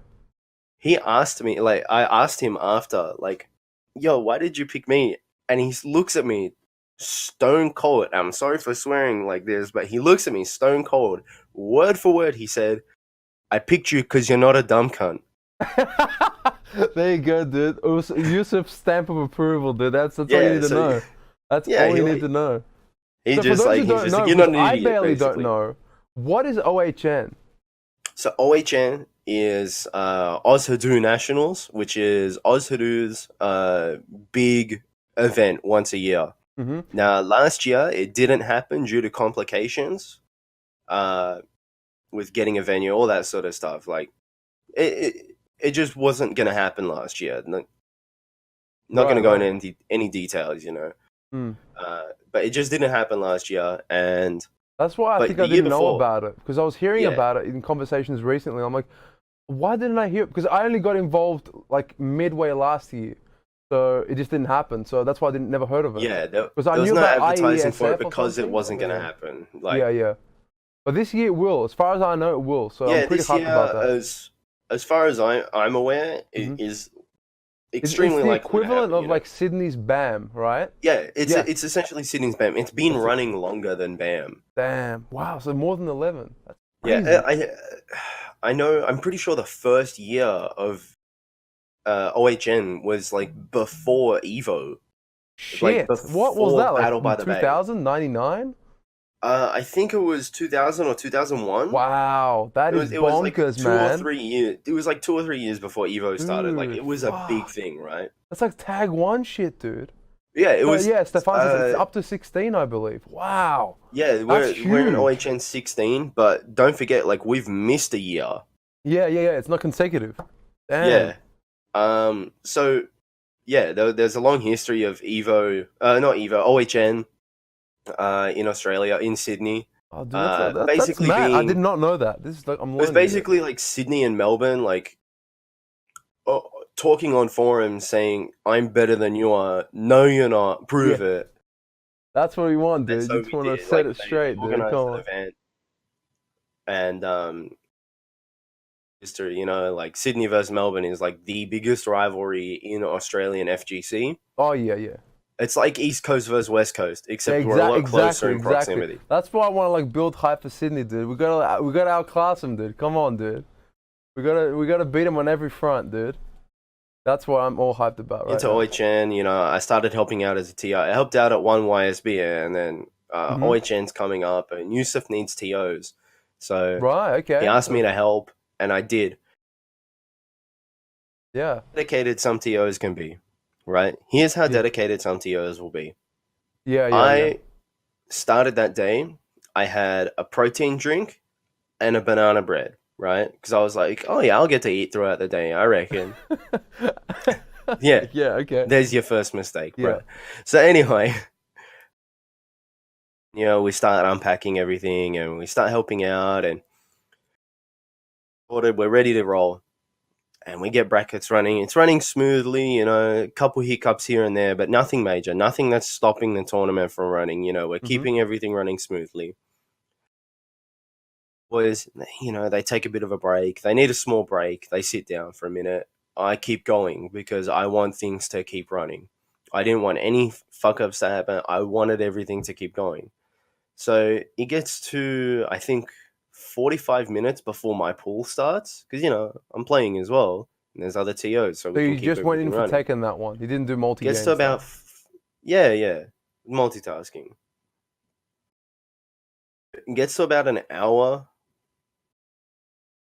a pool, and like an hour 45 minutes before I think my net's playing up. Hold up. Yeah, it is, I think. Is it coming through okay? You're sounding good, but it's like there's a weird timing. For example, like I think maybe your net is lagging, so it keeps what you're saying for a little bit later, and it Yeah. plays it a little bit later. Hold on. I gotta try and figure out a way to turn off your camera on my screen. Yeah, mine's not processing, right? Like there's nothing going on. No. Yeah. Alright. Yeah, anyway, so as I was saying, it was like I had 45 minutes to sit down, relax, and then prep for my bracket. So what I did, like throughout the day, I had like 2 energy drinks, right? So what I did was I thought it would be smart to just go sit down and relax, and I did because I needed it, So I actually fell asleep for like 20 minutes, and then got someone a good friend to wake me up. At And the then event. at the event, I fell asleep like just on like this little Dude, couch at the side. I need like an isolation chamber just to get a nap done. No, like, it wasn't earplugs and eye isolated at all. I was just that fucking wrecked, man. Fuck. Okay. And so like it was like this little chair on the side, like this, like you can probably seat about 4 or 5 people on this little thing. Yeah. Okay. And I just like no one was sitting on it, so I just lied down on it, looked at the nearest person, and noticed that my friend was around, and I was like, "Hey, yo, can you wake me up in 20 minutes?" And then I just knocked out. 20 minutes later passes. He wakes me up. I get up. I grab my stick. Okay. I walk up to you. Someone was like, "Hey, man, how long till I play?" And he goes, "You all right?" And I go, "Yeah, like how long till I play?" And he goes, "Oh yeah, like 15 minutes." And so I had to find a way to get something to eat before I start playing. Otherwise, that was the only thing I'm going to be thinking about. Right. Damn. I didn't get anything to eat before I started playing. So all I could think about while I was at OHN was, man, when am I going to be able to eat something? There you go. Dude, I can't play with a full stomach. I get too tense. I have to play with an empty stomach the whole time. Once I'm done, then I can eat. Honestly, because it was like 6 p.m. and I hadn't eaten since 8 a.m. or like 8:30 a.m., I wanted something to eat. I just wanted something, like just give me like, a little like LCM bar or some shit. Like, I was dude. desperate, man. A muesli bar, something, dude. Yeah, like just give me a muesli bar. I was desperate, man. Like, yeah. So I play. I think I went 2-2 or 3-2 at OHN. Okay. One of my matches was actually on stream, and I popped off hard because I was like before that, I think most YSBs I was going 0-2 and 1-2. Right. And by the time I jumped on stream, I was already 1-1. So it was like loser goes home, It was crunch time. And I won. I was so lucky that the person didn't press Rage Art, because I think I won with a debugger. Shit, okay. They were on Rage. If they pressed Rage Art, They would have caught you in the middle of it. Oh. Just enough that they would have survived, and I would have lost. So I hit the debugger. I took the hugest risk of my life, and I paid off. There you go. Yeah, the debug is like it's either it fucking like does a miracle or it fucking ruins you. It's such a fucked up move. Yeah. It's like a Hail Mary, you Oh, gotta it's a just go Hail Mary for and it. a half, dude. So yeah, like that's my OHN story. Yeah, and then like after that, back to T. I lost later on, like not long after that. We're back to TOing. Still no food. Finished the day. So we finished the day, and we're all packing up, getting ready for the next day, and we're like changing the room around. And So how many people do you think were in OHN that year for Tekken? It was the largest Tekken tournament at the time. There were 160 something, 170 something. Wow. 160, if I can remember 170 for correctly. Tekken? Yeah, just for Tekken. Like, Wow. It was huge. It was huge. Fuck. I can't wait to see what the numbers will be this year because it's been a 2-year break, right? Yeah. And last year was probably the best year for Tekken's popularity, and now I it's, think- it's still ramping up. Yeah, like I think this year is going to be the last big year for Tekken 7. In terms of popularity. Just personally, that's what I'm thinking. You know, I Right. think hard for a few years, and it's picked up in popularity. I think this year will be its last huge year. Well, Bring out I guess I a don't new know. game. You know, They're new gonna game. have to really spice things up. Because the thing is that the next game that I'm assuming is going to be in the pipelines will be that Tekken Cross Street Fighter. Because they said like last year, it's 30% done, blah, blah, blah. But I'm like, there's two things are going to happen next year in my estimates, right? One thing's going to be either an announcement or a release of PlayStation 5. When that comes out, when that next generation's out, we're going to find out on the E3 this year if they're going to announce anything around that period, mid this year. Yeah. I think that if Tekken 8 is to ever come out, it's going to be in the next generation, whenever that comes out. They're not going to do it this definitely. generation. So that, I don't know if it's going to be a launch title, but it's definitely going to be in that launch window. Let's say the first year and a half of the console release. But until then, like Tekken 7's pretty strong, and they're really hinting towards we'll do season 3 because we did not expect the success of season 2, and that's they're almost confirmed it without saying it. So there's no slowing down this year, at least. Next year we'll see. I think this year, like, it's still speeding up. Like you can tell, like it's still gaining traction and popularity. It's got a dedicated fan base. You know, we all want to see the game prosper. I just think that if nothing huge happens this year, like even if they have Season Pass 3, if nothing huge happens with that, I don't think they can take it too far. Like honestly, I think that the game's been around for almost a half a decade now. That's crazy. Yeah, the game's been nearly out for nearly 5 years now. That's nuts. And I think that if the next generation of consoles is announced, it's not going to stop people from playing Tekken. Yeah. It's going to take people away because, you know, a lot of people, when the new console generation comes out, they sell their current, like their console. Like, so in this case, it would be a PS4. They're going to sell their PS4 for whatever console they're going to next. The fighting game community is going to lose a couple numbers from that, but it's not going to be a huge hit. Well, But I think it's still- the diehards are going to just not going to go anywhere. It's just more the casual. Yeah, like speaking of diehards, you know, you've got the Virtual Fighter guys, the VF guys. They're still playing on a generation Xbox fucking 360. before Nuts, us. Yeah, man. Xbox 360. Talk about you know, Die Hard. They're like fucking necromancers, dude. They can bring dead shit back to life. They're next level. When I see like the Virtual Fighter stuff, I always sit down and watch the Virtual Fighter YSB stuff later on, like when it's on YouTube. Yeah, I play Virtual Fighter myself. You know, like I've been playing for a year now for VF, on and off for a year, and you know, it's some of the most fun I have outside of Tekken as a fighting game fan. It's a really Like, deep game. No one talks about it. It's a mess. You need a PhD in Galaxy Brain to play that shit, man. Like honestly, it's such a technical game, and people don't give it the respect. Like I feel like people don't give it the respect it deserves. Yeah, sometimes. I think so as well. But you know, the issue with, what was it, Final Showdown, I think is the last one. It's just it looked outdated on release. Like Tekken 6 was out, I think, for a few years.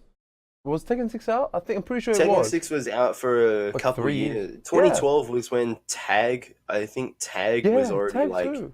Like, and it looked fully like in swing. Tekken 5 full looks swing. better. Like, Yeah, well, like apart from like 480p, I'd say apart like from Tekken that 5. fucking nightmare, Tekken 5 definitely did look better in my opinion, but VF still looks great. You know, one of the things that turns people away is the sounds. Yes. What people don't realize is that the sounds and like the hit effects are from VF1. Yes, they they're so changed it. crunchy. They're big crunched beyond belief. Yeah. Yeah. I like that personally because it gives like, you know when something's happening. You know when like yeah. you've Okay, got I know a what you're proper saying. hit. Yeah. So it's very good for like audio cues and for the for a high level kind of 100%. play. It's actually it assists you. But the problem is that for new guys that are just coming in, it's like, fuck, this sounds weird. Like it looks a bit outdated. It sounds like it's freaking it an literally Atari sounds like game. if I was to use onomatopoeia, it literally sounds like clinks and clanks. Like that's it. Yes, yes, yes, yes. It does. Like just watch any match. It's crazy. Yeah, you're right. You're right. But I Yeah. think that series would deserve a nice reboot or a new one. Now, like I don't know if Sega can pull that off, but that would be awesome if they release like a new one out of For nowhere. Whoa, a new game. If from Sam Virtua Show can do Fighter. one now, it's like, come on, can't Virtual Fighter pull one out? Come on. But yeah, are you there? Yeah, I think it's Yeah, yeah. definitely time for definitely time for a new VF. It's long overdue. Oh, big time. I think that fighting games in general are getting a bit of a bump as a genre. So Yes. that yes. might cause an interest. Well, we can only. So when I joined the scene, like Mm-hmm. in my early Tekken days, it was like that was when everything was really bumping up. You know, you had Street Fighter V had just come out recently. Before Mm-hmm. that, you know, I think they were in the middle of season 1. Tekken 7 was coming out, and it was gaining huge notoriety. Like it was becoming the next big fighting game. Mm-hmm. And you know, you had games like Marvel Infinite was announced, and Yeah, like as Infinite. much as people trash on that game, that did Yeah. bring more attention to the fighting game community. Yeah. People love Marvel, and people love the Marvel vs. Capcom series. Yeah, big time. But Infinite was So just, it fell on its face. I think it was just weird choice because yeah, apparently whoever I talked to who's, went past the grace period where everyone was been slamming it, and then they actually just, when everyone's gone and the room's empty, like the 10 guys that stay there and play the game, like, oh, actually, it's pretty fucking good. And and if you like say that, you're just being a contrarian. You're not actually like, that's not true. You're just saying that to not want to like be like everyone else. But everyone's like, no, it's actually really good, and it just got killed. it's a because- great game. It has its merits, but the main thing is that a lot of people think like it doesn't look as good as the game before it, and that's what got me personally, because I played a little bit of Marvel 3 casually. Yeah. I'm pretty sure a lot of people did. You know, it's just one of those games. Oh yeah. And when I was playing Marvel Infinite, it felt clunkier. It felt like it didn't look as good either. Mm-hmm. Oh yeah. They got rid of that comic-y look, and that Yeah, was, like that's what a lot of people liked about Marvel 3. Yeah, like there's some mod packs for it that look nice. It just basically gives that Oh, black yes. outline and all that stuff in the shadows. But Yeah, you know. but one of the things that I feel like the Capcom team was going for was like they wanted to take away decision fatigue, and you can really see that with originally you had to pick your characters in a particular order. Oh yeah, So yeah. you had 3 Team characters. composition, yeah. You had which assist you wanted as well. So that's 6 decisions. In Infinite, you had 3 decisions. You had your 2 Yeah. characters, and there was no specific order you had to pick them in. It was like, who do you want at the front? Oh, Yeah. I want Dante at the front and Dormammu at the back, right? Yeah. And then And then you pick got the those Infinity Stones or whatever the hell it is. and that's it. That's all you had to pick. So through half the decisions, less decision fatigue. So it's better for newer players, and the veterans don't have as much stress on their mental capacity. Yeah. And that's what they were going for, and I appreciate that as a newcomer to the series. Sometimes I still like, if I'm at a mate's place and they have Marvel Infinite and they want to play, I'll play. I'll get my ass handed to me, but I'll enjoy the game itself now. Like Yeah. mechanically, it's quite good. Yeah, It I is think so as well. It's just that it got a bad rap. It was missing like the Fantastic Four and X-Men characters, Yeah, there were which no was kind X-Men of key characters. to Marvel vs. Capcom because of Like licensing one of issues. my favorite characters to play at is Doctor Doom. Yeah, he was I great in like 3. the character of Doctor Doom as like I like the way he looks and the way he plays in Marvel Yeah. 3. And foot dive jokes aside, he's a good character. He's Yeah, big fun, and he is, the whole idea of like being able to use like the keep away that he's got, and then Mhm. also being able to be really aggressive with him is just something that I look for in a character. Right. Like in those anime style, or like those like team hype fighters, right? Yeah.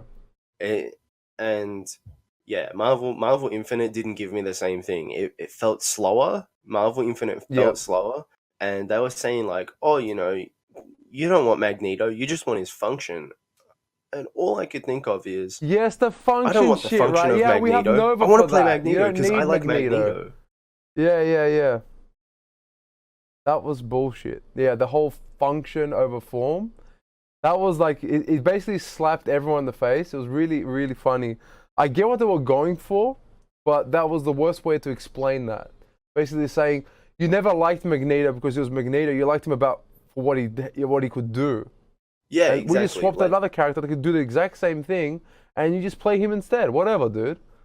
Like, yeah, I hated that because a lot of people were picking characters, like especially like the more casual players were picking characters because they like the character, and Hmm. even then, even at the top level, you weren't seeing the same team like in Marvel 2, where it was like Storm Sentinel and Cyclops or something like that. You weren't Yeah. seeing the same team with like 3 or 4 different characters in rotation. Yeah. You know, you're always going to see Sentinel in a team. His Yeah, assist he's like a is too good. staple. Yeah. Yeah.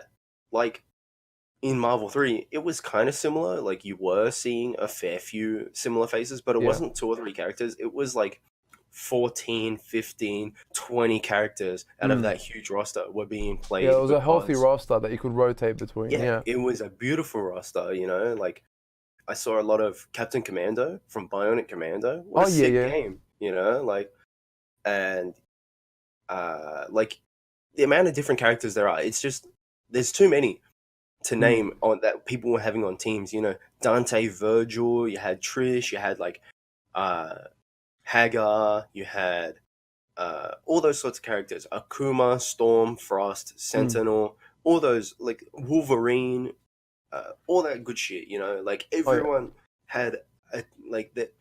If you looked far enough into the competitive scene, I guarantee you every character, bar maybe 1 or 2 in the entire roster, was getting representation.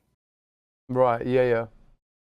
And it's the same thing in Tekken. Like everyone thinks like, oh, you know, you can have a tier list for Tekken. No, you really can't. Dude, no. Like after the Rangchu shit happened and the Arslan thing happened, Well, but basically Rangchu really helped to solidify the fact that tier lists don't mean shit. that ended the argument. Like I remember I was streaming that, and when he won, I was like, okay, the topic, no one has to asking chat ever again about tier lists. It's over. And then Arslan won it as well, which was a character that got. Well, look, the final for TWT. No, sorry, for EVO Japan was against 2 characters that were classified as the destroyed characters of Season 2. Kazumi and Shaheen. Like, Lohai dropped Shaheen because of Season 2, and Kazumi got dropped by everyone. Lohai was going through a character crisis. Yeah. AK plays many different characters. Like, Yeah, but he always goes to the Shaheen. When he wants to do his 50-50 bullshit, he goes there. His default is Shaheen. When he knows that when it's crunch time, you know, he'll go for Shaheen straight up. Yeah, 100%. But yeah, like everyone was telling me, like, oh, you know, Season 1, you know, Dragunov is the most OP character. Yeah. And then, you know, me and my mate Goat, who's also part of Arclight now, you know, he's the one that brought me along. I was hanging out with Goat heaps, and he played Dragunov for a while. But I didn't feel like there were certain things about Dragunov that made it unfair that he was playing Dragunov. Yeah. I noticed that as well. People, like, when I first started streaming, it was like a couple weeks before Season 2, and everyone's like, oh, this character's brain dead, it's super easy, you have to think about it, you just run 2, down 2, and that's it. I'm like, to this day, I don't understand where these people come up with this idea. Like, his most high execution combos, doing a double seat, like a crash dash cancel to get the max carry. If you can get maybe to the wall, we're talking about like 70 damage or something on a good day. And that's optimal for carry, not for damage, obviously. But like for damage, like 80 something. I know characters that you can literally roll your face and get like 100, and you know. But you know, I don't complain about that. It's just like the nature of the beast. But you know, the way they talk about it so simplistically is ridiculous. You know, maybe if we're talking about like character balance, Season 1 was more balanced as a game. Interesting. 2. What happened in 2? Gave some characters certain things. Consensus for this, you know, Heihachi is considered like, oh, you know, if you play Season 2 Heihachi, you're getting carried by the character. but Well, it's Yeah. But he was definitely better It's in like- season 2. In season 1, he had missing tools. Like, he was borderline pointless to pick. There was better options that were similar at that point. Season 2, he kind of gave him a bit of openings. Like, Oh, my I internet. only played him season 2, so I can't tell you exactly what was different, but Heihachi always had missing tools. Yeah, I know. having a fit, shit in the bed, man. Let's All see right, if I it's can... better now. It's better now. Okay, cool. I think he just has ebbs and flows. Like, he dips and comes back. So, yeah, his low's dog shit. Yeah, I agree. So, what was I Yeah, saying? no, like as I was saying, Heihachi is like he's a good character. Like season 1, season 2, like the small changes made him a little bit better in season 2, but it's nothing astronomical. It's not gonna have everyone playing Heihachi. Yeah, I agree. Some of the shit they did with Kazumi, it was a glitch. It wasn't meant to be like the way they did it, and they Right. fixed that. Okay. Oh, that was the hot patch or That's something. why wasn't everyone it? was saying, "Oh, Kazumi is dog shit now." It's because they fucked it up. They Yeah, fucked yeah. up doing the patch properly. Yeah, but like in general, like Nerfs and buffs. we've had I like think the 3 major. nerfs- Yeah, go on. Oh, you jammed. Testing. There we are. All good. Maybe not. What's going on? Oh boy. Hold Oh, is it better now? yeah, I can hear you. Yeah. Sorry for the complications. No, it's all I think good. other people are starting to use the internet now. Oh shit, you gotta start screaming now. It's like turn the fucking Wi-Fi off. Yeah. I don't need interview. But Yeah. Oh, so I'll get way back on topic, on the original topic, so of like Yeah. me. Who am I? Yeah. Actually, you know what? Let's just go to the like. It's still about you, but don't worry. The question is like, how did you get into Arclight? Which you actually didn't tell me the story. How did that happen? Was it How like did I you, get into Leagueasm, Goat?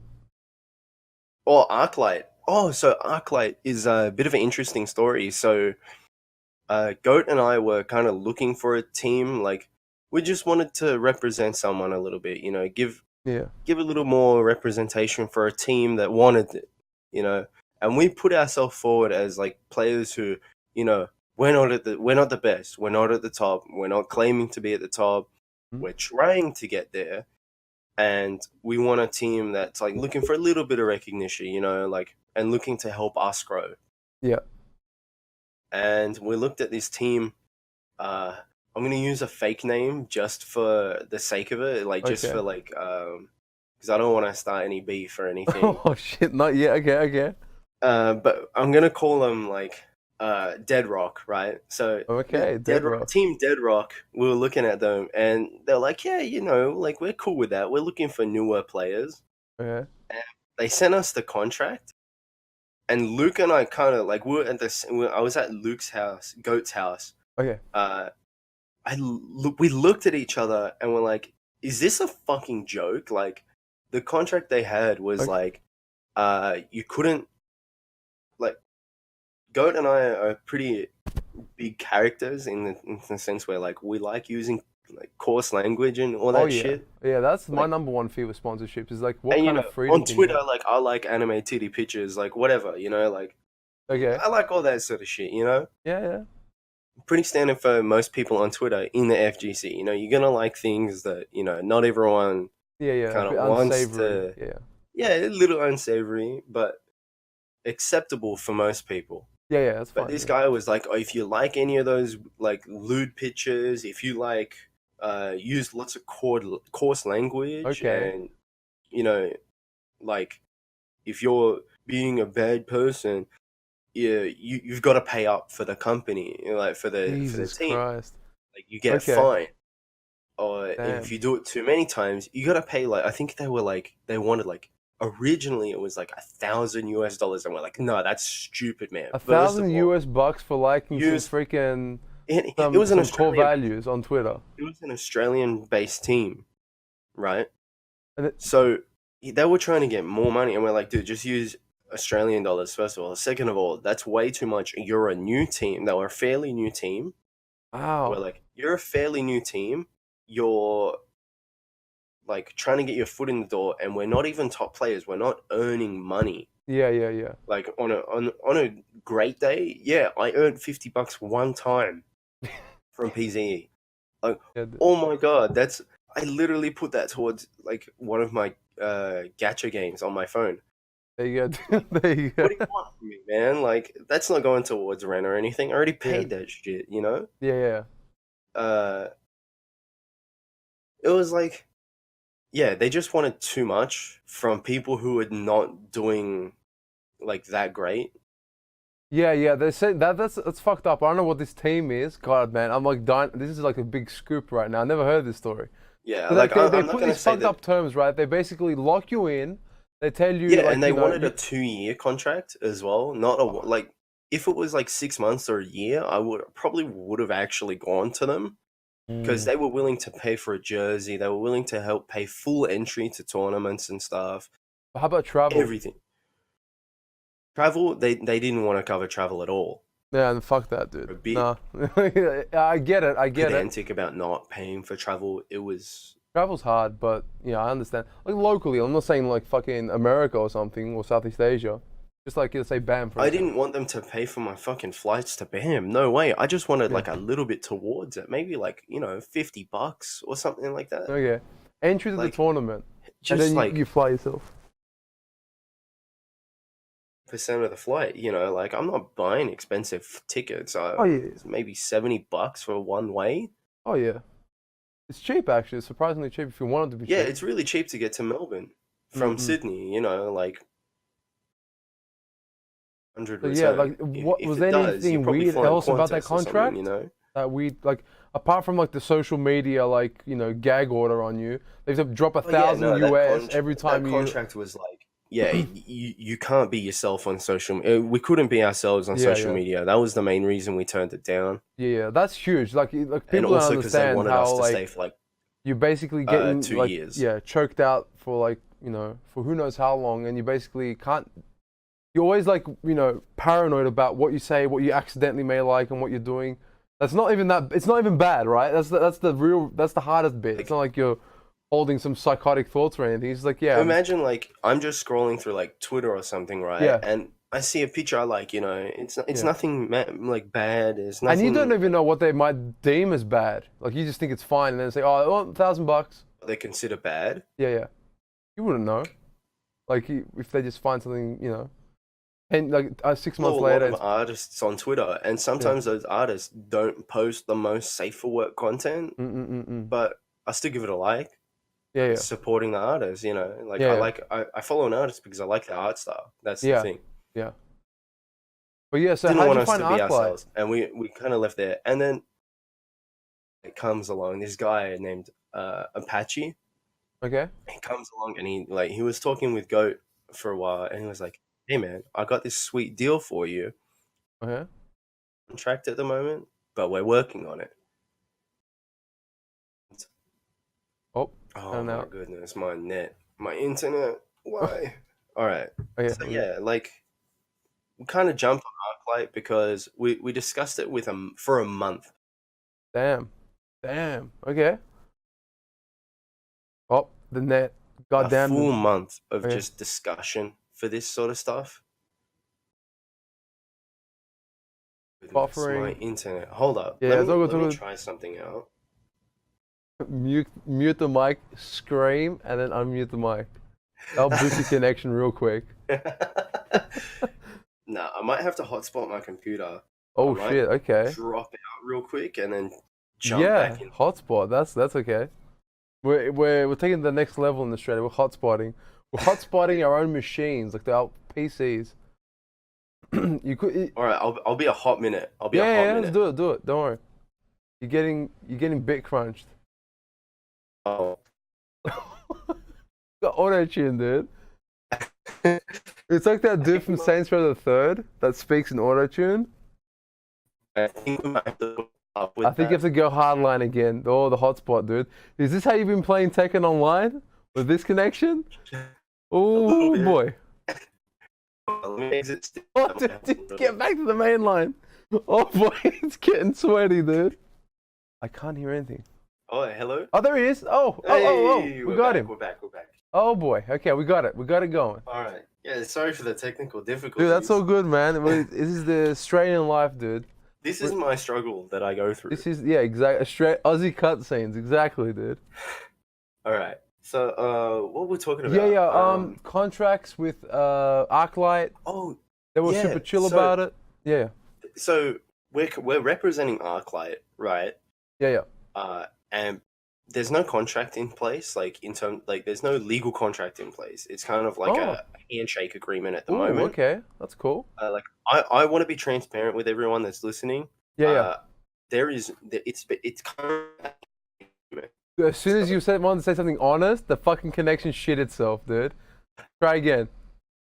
so there is no handshake agreement. That's collusion, dude. It's the other team. It's fucking your connection, dude. All right, how's that? Yeah, it's fine. It's all right. Yeah. Can you add video or nah? Let me It check. sounds good. So that's. Oh, there we go. I got bad hair. Oh, we've got the first video call in MTS history. Holy shit. Oh, what's good? What's Yes. Potato cam for the fucking win. Fuck these pro Yeah, mics, no dude. With amateur connections outside, dude. Get out of here. all right. Look at this, dude. Now we're talking, dude. So many issues, dude. Yeah, dude. Oh. It's better than Skype, though. That's the only downside. Skype is tragic. Oh yeah. There we go. Oh, look at this, man. The production quality went up $1 million right now. There we go. Welcome to the 21st century, Alright. kids. It's no longer radio. This is Zoomer radio. We got video. Oh, shit. Now it's fucked itself. God damn it. And Oh, we're out here. frozen, but let's see if it'll unfreeze itself. There we go. Huh. All right. So yeah, what's up? This is what I look Okay. like. I It's got a bit bad more. hair. It looks a bit crunchier, but it's stable. So that's all that matters right now. There we go. We got a Alright. double cam action. So on Alright. the transparent statement. It's been 15 minutes. Dude. I'm dying for that transparent statement. Come on. So yeah, there's no written agreement. It's a handshake agreement more than anything. Essentially, what we've done is half of the base entry for majors, and he's also subsidizing costs for any jerseys and stuff that we have to acquire and anything like that. That's good. Kind of help us out a little bit. It's mainly a small financial investment for them, and into us. Right. So So how many that's pe- essentially what yeah. it is. So are they Sydney based or they're somewhere else in Australia? They're Melbourne, based in Melbourne. based. Oh wow. Yeah. So and for Tekken, it's you, Leagasm, and Yeah. Go. So Tekken is myself, Leagasm, and Goat, Okay. and we've got for Smash, we've got a Smash player, BJ Scully Yep. from Wollongong. Righty. Yeah. I think he's going to And, expand Gong. He is. Yeah. Oh yeah, fun fact. For Expand Gong, it'll be Arclight's first time being all together. I might have to do this another time. Yeah, you know what? We'll do that, dude. We'll do a rain check. You're always gonna. We'll be around, dude. Don't worry, dude. Credit doesn't need. Direct call doesn't need credit though. Does need credit. Yeah. We'll skip that, dude. Well, okay. Quick question. I want to thank Astro for jumping in because it was really good, man. I actually wanted to go more into it, but it looks like all this bit crunchy stuff is just a problem. We'll figure something out. Maybe in the weeks to come, we might have a podcast somewhere else. We'll do it at a joint place we can meet up and just chat on camera. I don't know. We'll have to figure it out, dude. Cucked by Turnbull. Yeah, so we'll figure it out, dude. Yeah, do it at PZE. But the thing is that I need to do it Sunday at 9 o'clock. That's the only downside. I want to do it at this time slot. Because yeah, I don't know. Maybe not. Maybe we'll do a thing at PZE. I don't know. Maybe I don't know. We'll figure it out, dude. Pre-recorded, but it won't be on Twitch unless you want me to premiere it on Twitch and then put it on YouTube later. I don't know, man. I like doing it live. That's how I roll. So we'll see. High risk, high reward. That's how I invite people for Sunday brunch. Where? Not here. I can't do it here. That's the problem. Let's see. Oh, there you go. Yeah, my upload took a nosedive. Gotta have to finish off another time. No worries, man. No worries, man. Appreciate for hanging out, dude. So, is there anybody in whatchamacallit on Discord, right? Any subs that want to jump in and talk about is live Tekken? I have no questions. That's excellent. I have a question. Is online Tekken? Unless you want to ask me something. Yeah, well, that's the question of the day, dude. You can jump in and give your contribution, dude. Your statement. Because you're, yes. This guy. Let's see. Damn, son. Hop on. Yeah, exactly, dude. No one has a cam. It hasn't happened yet. It happened for a second. It was pretty hype when it happened, but it wasn't consistent, dude. It doesn't count. But yeah, I'm really keen to bring in Astros back. There we go. Let's see what's going on. Hey. Oh, there he is. This Hey, guy. How's it going, dude? Yeah, I'm alright, man. Yeah? How's my mic? Everything good? Oh, yeah. It's actually pretty like loud, like good. I like that. That's good. Nice. So, give me that hot take. Give me that hot take. Is Alright. online Tekken? I believe it is only if the connection is like 5 bar. 4 Right. bar. So, in other words, the closest thing to offline. Yeah, Like, dude. yeah. Because earlier we like- went through a video by what's his name? Chad Barley, I think is his name. Who's that? He's a guy who just does wait, let me find it. I think it's okay. I think it's this video. Maybe I'm wrong. Yep, that one. So I'll put it in chat, and he basically discusses an issue that he noticed from playing online and offline. Like for example, certain strings in the lab, you learn how to interrupt it with, let's say, a string that crushes high, but if you do a mid, like in a 12 frame mid or a 13 frame mid, you can catch it. But if you're playing online on a 3 bar connection or a 4 bar, it becomes a 50-50 from like a guaranteed interruption. Right. And he's basically saying that when you play Tekken a lot, you kind of have to make the choice of how do you treat that string. Should I start learning to deal with it the way it's meant to be in the the offline lab situation, or do I have to learn to just block the whole string because I can't punish it securely in where I play the most, which is online? Because I'm assuming he's a streamer. He plays mostly at home. That's his wheelhouse. And he has What's the string? What character? He plays Leo. Oh, it's a back 1-4. Oh, I guess so. Yeah. But yeah. So on a 4 bar I can step that, but obviously on 3 bar you just have to eat it and just. But he Yes. was talking about Steve, Alyssa, and one other character that he finds difficult to deal with online. I think maybe Asuka. And he was going through the moves and saying, okay, this string, I've learned how to deal with it. But when I play online, he basically changed his wireless connection. Like, you know how it emulates input lag in training mode? And he threw it to 3 bars and did the same moves. And it just caused problems all over again. It's like, what's the point? And I've seen a lot of people tell me about this. Like, people that play offline exclusively say, yeah, online just only makes me worse. I think JDCR said that as well. He's been avoiding it for a long time. I think he's playing it now because he wants to stream. But he was very against it in general. Along with some other guys like Papa Franco in chat from Italy. He's like, yeah, like when you online Tekken does not count as Tekken. You're not playing Tekken. I'm like, whatever, dude. It sounds like an elitist thing. But now that I've been playing offline for a few weeks and then going back to online, I really now understand what they're talking about. At least in a conceptual level. It doesn't mean anything to me because I can't play the game.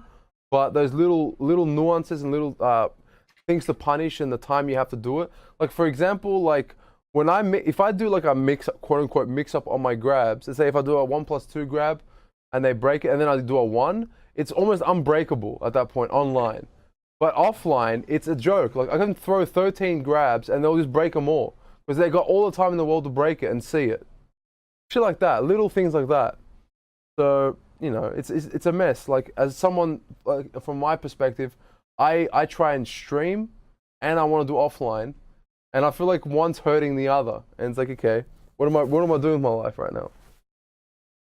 Because you play a lot of online, right? Like that, you don't go offline. Are you there? I don't think you're there. Oh, I hear him typing. Oh shit, There we go.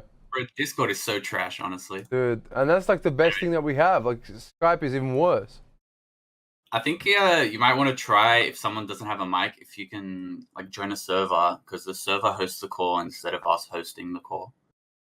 Oh, what do you mean? What's that? I'm pretty sure like these sort of calls are peer to peer, and then if you join like a server, it's hosted by like actual Discord. But how do you create a server? Like, is it something that like a server? Like the voice channels in the servers. Oh, Right. oh, that's some next level Discord tech. I didn't know that shit.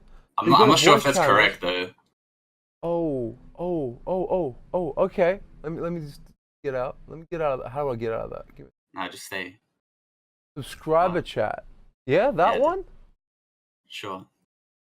Okay. So we end the call. That's ended. Okay. Yeah. Okay. Now you're quieter though. Yeah. Am I too quiet or? Oh, it's alright. You're fine. But now it's Okay. got Kanye dancing above me now. It's like there's no like. It's like I guess. Okay. So there's no. If you go in the Discord, right? Use Oshadu server. Why? So everyone can jump in and it's fucking nuts. Yeah, but you can lock the server.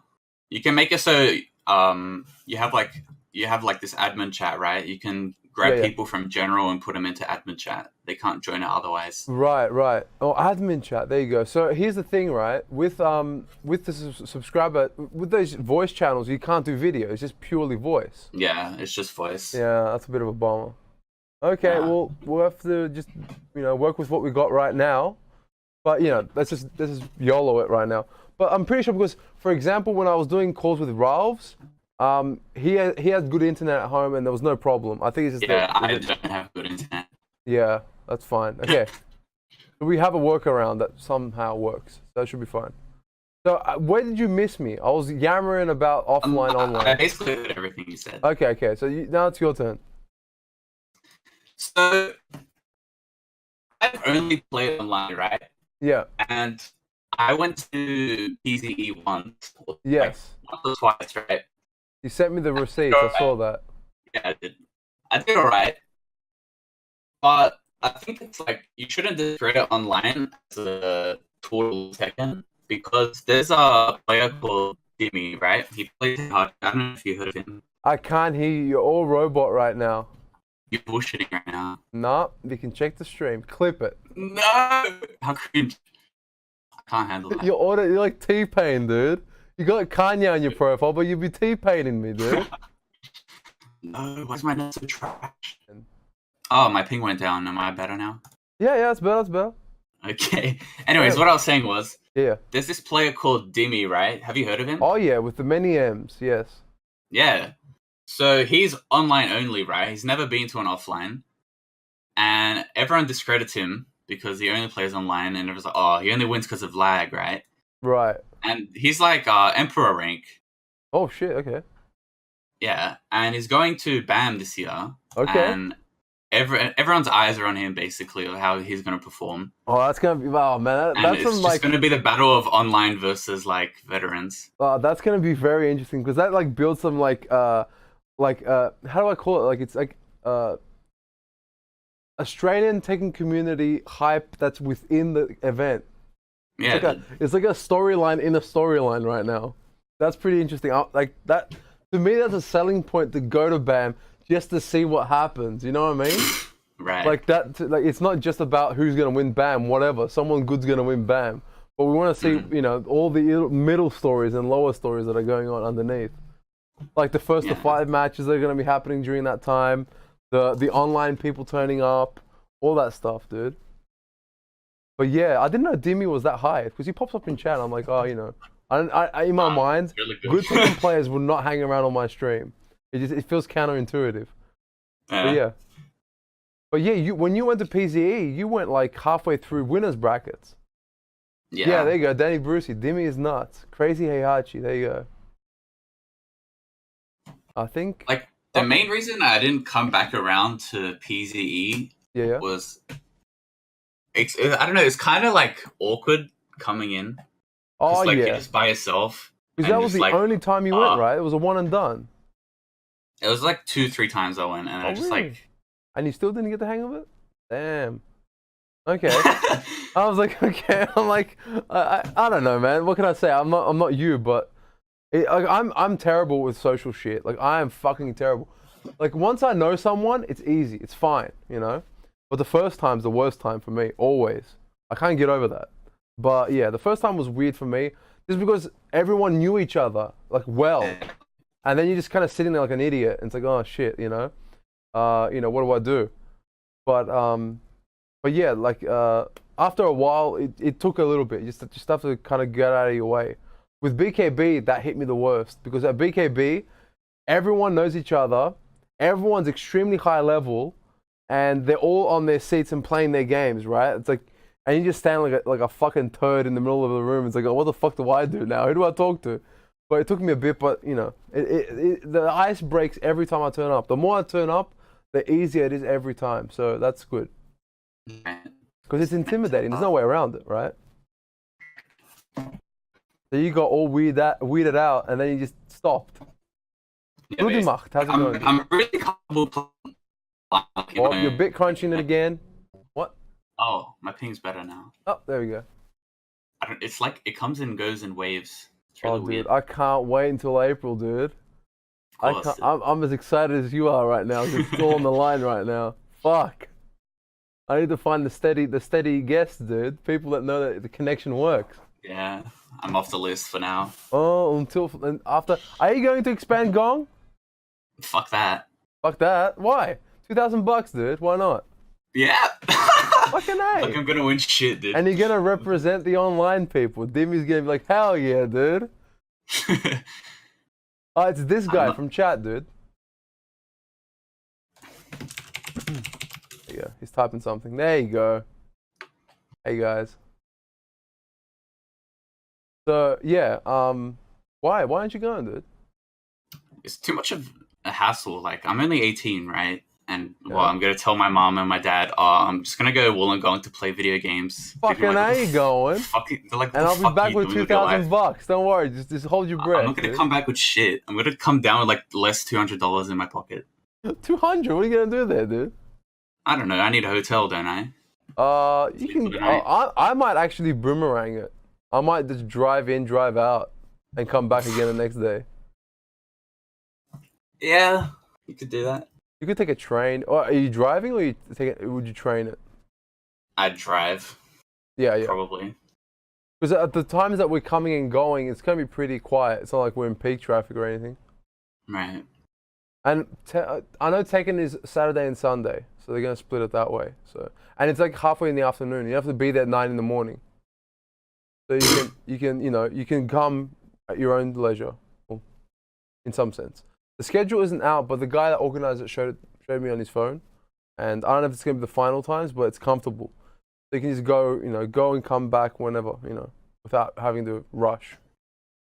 I think for me and maybe like a lot of other people, like we've joined Tekken and we've played it only as an online game, and that's all we think of it now. Oh, for me as well. Like I only did it a couple weeks. I'm trash, dude. I go there and I get stretched for 2 hours and come back home like defeated. Like it's it's part of the process, I find, and doing that is kind of it's like boot camping what I know already, because it's so real time and direct feedback than online.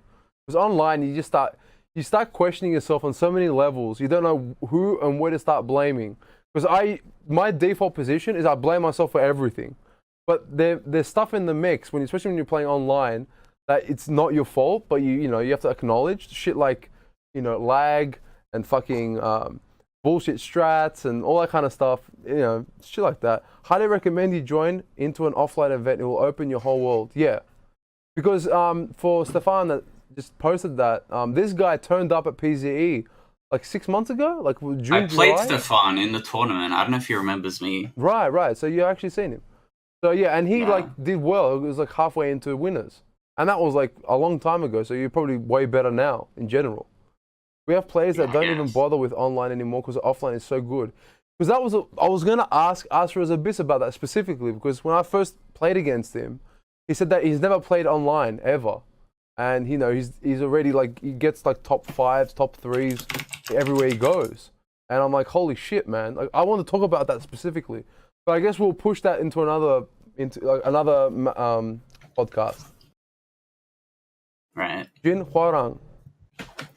That's why I played against him. Right. There you go. This was ages ago. He wouldn't. It'd be hard to remember. Yeah, I'm it's sure. like so many people. Yeah. But yeah, I would say do it because you're pretty close to PZ in general. I vaguely remember. Yeah, there you go. So I have class on that night though. Yeah, I know that very well. I know that very well. But you said that isn't like Easter around the corner at some point? The holidays? Yeah, I'll obviously. just do that. I'll Dude. probably turn up if I'm free. Oh yeah, dude. I should be. Catch these hands in real life, dude. Come on. But yeah, so that would be sick. And what's your rank now? Where are you sitting at? I don't play ranked. I literally just do lobbies with friends. Yeah, because I saw that your rank when you were playing me. I'm like, that's your public account, and the pocket one is something ridiculous, or you just don't do ranked at all. Like fuck. I don't know. It's too stressful for me ranked. Oh yeah. Like when I play ranked, I fall apart as a human. Like it really fucks me up because I put so much pressure on myself. I'll do quick matches with people like 20 ranks above me, and I'll do all right, or I'll maybe win a match, and then I go into ranked and I play against like an initiate and what's the other dumbass ranks like expert or something, and I get like flogged and I lose all my points, and then I'm back to square one. It's crazy. So I get the feeling, and now that I'm up at warrior, I'm like worried to go back in, not because I'm gonna D rank. Is that because I have to go back to the low ranks to play against these people? I'm sick of those people. I want to never do it again. You know what I'm saying? The lower ranks are so toxic that it has the capacity to make you want to quit the game in general. Like I always find that if I match up like a purple rank or a red rank by accident, I enjoy the game so much more than playing low rank people. It's a fucking nightmare when it's low rank people. Especially the ones that go into a flow sequence. Like, you get that a lot with Yoshimitsu's, where like the round starts and it's basically the same 3 rounds. They basically launch you with something stupid, take you to the wall, trap you in the wall, and then repeat for like 3 rounds. I'm like, what the fuck's the point? I don't mind people like that. It's just like, if it's too laggy, then like I can't be fucked. That's the main reason I don't play ranked. Because if I come across like a 3-bar king, you already know I'm eating every throw. Oh yeah. Every grab becomes unbreakable. Like seriously, it's not even funny. Yeah. So, Oh no, it's not funny, This dude. isn't fun at all. Yeah. So that's the problem. But with offline, that's not an issue. But Yeah, I guess. the issue is turning up for me at least. Like when I have to go to BKB or if I have to go to PZE, or that's a drive. I have to pay tolls and shit like that. But I'm like, it's good for my soul getting out because I'm so caught up in work and streaming at home. Like I'm sitting down a lot, and I'm like, I might as well sit down with other people once a week or something. I think it's good for the soul, but it's a pain in the ass.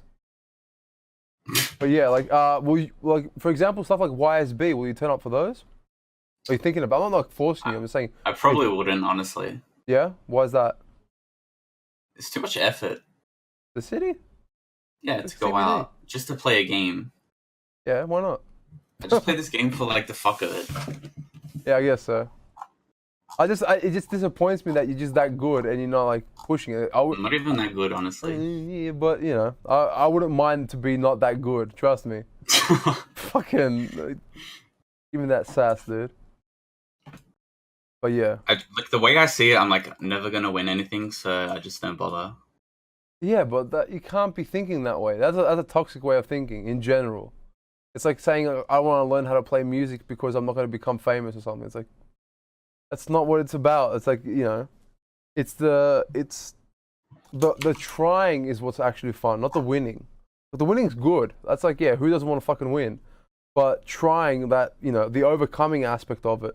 Just like when you do ranked, when you play with people, when you play in general, like you play to win, and if you get it, it's good. But the trying bit's what keeps you coming back, if that makes sense. So when you do it with actual people, in person, it's like a new rush. Like when I got 1 point out of like Little Danish, I was like, I was good for the day. I was like, yeah, man, I got a point. Sweet, dude, I can go home. He got wiped, but I got some points out of it. and then eventually I can like get a win or something. Like you get wins once in a while. I've never played offline. Online for the boys. Yikes, dude. Are you there? Yeah, sorry. Yeah, it's all good. I just nothing to say. Nothing to say, yeah. Now, does Danny Brucey have something to say? Because he's about all that online, dude. Online, absolutely haram, dude. Yeah, dude. Does Danny Brucey want to jump in? It's going to be Danny what, the third person we're trying out today? Spruka's dad. Spruka's dad, yes. Where is he at, dude? Is he kill? Where is he, dude? He's dodging. He's dodging, dude. Now I bet you I gotta check Discord. He's playing Counter Strike. He's like, oh, bro, I'm in Counter Strike. Can come in a bit. Okay. Okay. How long is this bit? I don't know. But yeah. I'm still. The offer's still open, dude. He can catch his hands IRL at multiple locations at multiple time periods in Sydney. Do you actually go like every week? I've been trying, yeah. So far, so good. I've actually haven't missed a week. Far out, dude. That's some dedication. Oh, well, I don't know, man. It's like, to me, it's like minimal effort, I guess, because there's people. I think that BKB does it twice a week. I think it's Wednesdays and Fridays, but I go for the Fridays. So basically, in my mind, I give myself 2 days a week, Thursdays and Friday nights. So I get all my shit done in the day, and then go at night. It's basically going to the pub. Yeah, exactly. Yeah, that's a good way to describe it. It's like going to the pub and just, you get taken. Except you get taken and beer. Yeah, exactly. It's basically a fucking around session, like where people just talk shit, and then you can also play Tekken, and that's it. And yeah, Brody macht. Oh, you gotta go, dude. Oh yeah, dude. It's pretty late, dude. Catch you around, dude. Yeah. So Danny Brucey, do you give an ETA? I need to know. Like 2 hours for Danny. Yeah. He's too invested. 5 minutes. Now.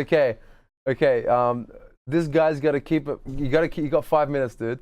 I have to keep the ball rolling. Fuck. Hell yeah, dude. Yeet. Are you gonna play matches today or not? In a separate stream. I'll have to do a separate stream later. Because everything right now needs to be like, I've got couches I have to move, like monitors that need to be swapped. It's a fucking mess. Do you move that couch away? Yeah. Do I watch TV like this? I don't think so. I mean, you might. Oh fuck yeah! So I can work on my sixth sense right now. Okay, so yeah. I flip it around. I put it back there, and everything. Yeah. So and the lights, all this fucking shit. You can't sit on the desk now because of there's like a studio's worth of shit behind the camera. So yeah, I'll do it in a separate stream later. Hey, I have a question. Yeah, do you on. bring your Billy Harrington stick to offlines? Not yet. Oh, it's not my stick. That's Lalaki's stick. But he's been bullshit. He doesn't play he plays Counter Strike exclusively every day. Like he's in a team, so he has to practice, right?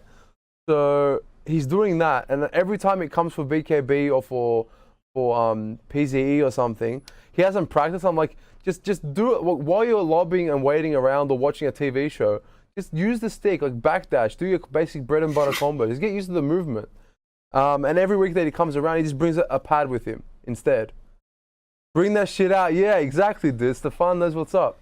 Because I showed him the photos. Because the first time I went to the BKB, he brought it with him in a gym bag, but he didn't take it out. Because as soon as he saw everyone, he got spooked completely from all the people that were there, and he's like, "Oh fuck this, man! They're too good. I'm not gonna come out." I literally modded it, fixed it, did everything, and he didn't practice since. He just left it there. So now that it's available, like he doesn't practice. Like you gotta tell him. You gotta like, hey, have you been practicing your Tekken? So I should have used that when he was snake edging Dread Tech. Exactly, but it was using a controller. Oh, dude, that would have been fucking nuts, dude. Turn it around like shows of the stream like that, like on the webcam. Hell yeah. That would have been funny, but he should do it. Like I advise he does, but like he's like I need to be good enough before I bring that, because that stick is pure hubris, right? Like if you bring a stick out like that, you've got like you have to be like you You have to beat everyone in the room. You can't just pull a gachi stick like that out of nowhere. You win by default pulling that out. Yeah, It's just exactly. a Chad in a room of virgins. It's a TKO, dude. It fucks them up. Technically, then you just win through technicalities. Absolutely. But yeah, it's a bummer that he doesn't play it. But I think he's just. I'll fucking buy that shit off him, dude. No. That shit's priceless, dude. But it's a pretty good stick. I'm surprised how good it looks, right? It's fucking nuts. Did you end up finding? I remember you lost the screw for one of the corners. Yeah. Did you find it? I put it on the YouTube video where I'm actually like setting it up. I put like a picture of the model and what it's called. I think it was called an M4, M5 Bolt. I didn't find it on the ground. It's fucking gone. But I went to Bunnings and bought a little pack for like $1 or something. So that yeah. sucks.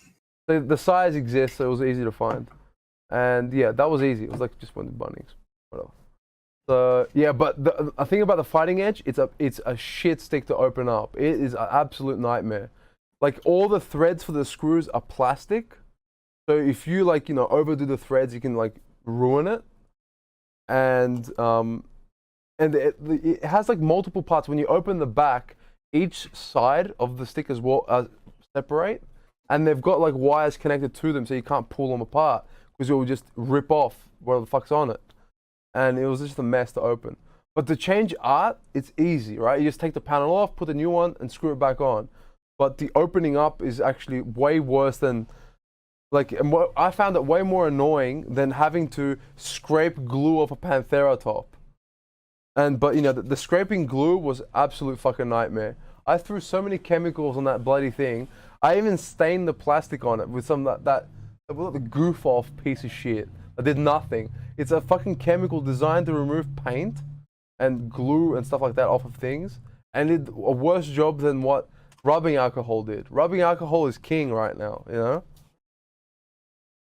But yeah, the stick was actually sick. The fact that I could get that picture of Billy Harrington, find a picture of Andromeda, and blend them in and make it a whole fucking stick, that was a artistic achievement on my half, dude. Is this guy still here?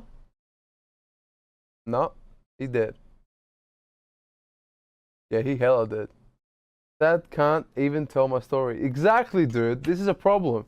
You have to get that MBN so we can hear the story, dude. Otherwise, Discord is dog shit in almost everywhere for every function it has. Mumble's alright. What's Mumble? I'd come back from primary school. What? What's this story, dude?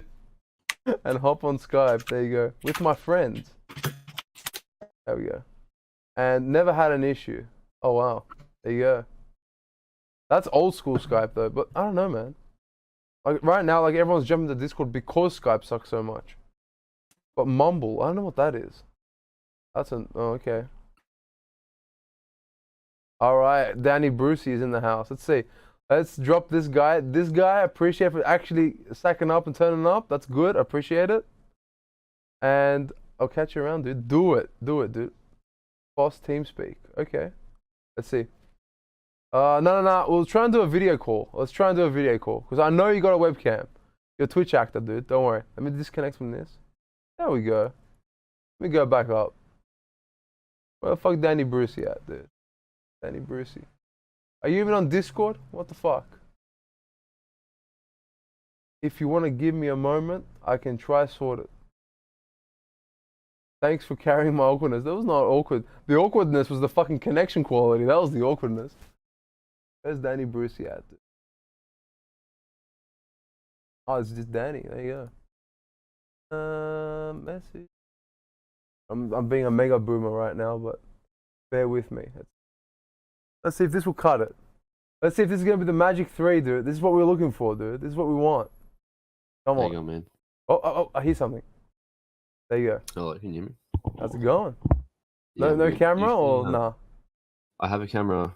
I usually just use my phone when I'm like streaming and stuff. I haven't really set it up. I can try and like use my phone, but Damn, my webcam froze. Okay, we'll fix that. We'll fix that. yeah, your camera's frozen on stream.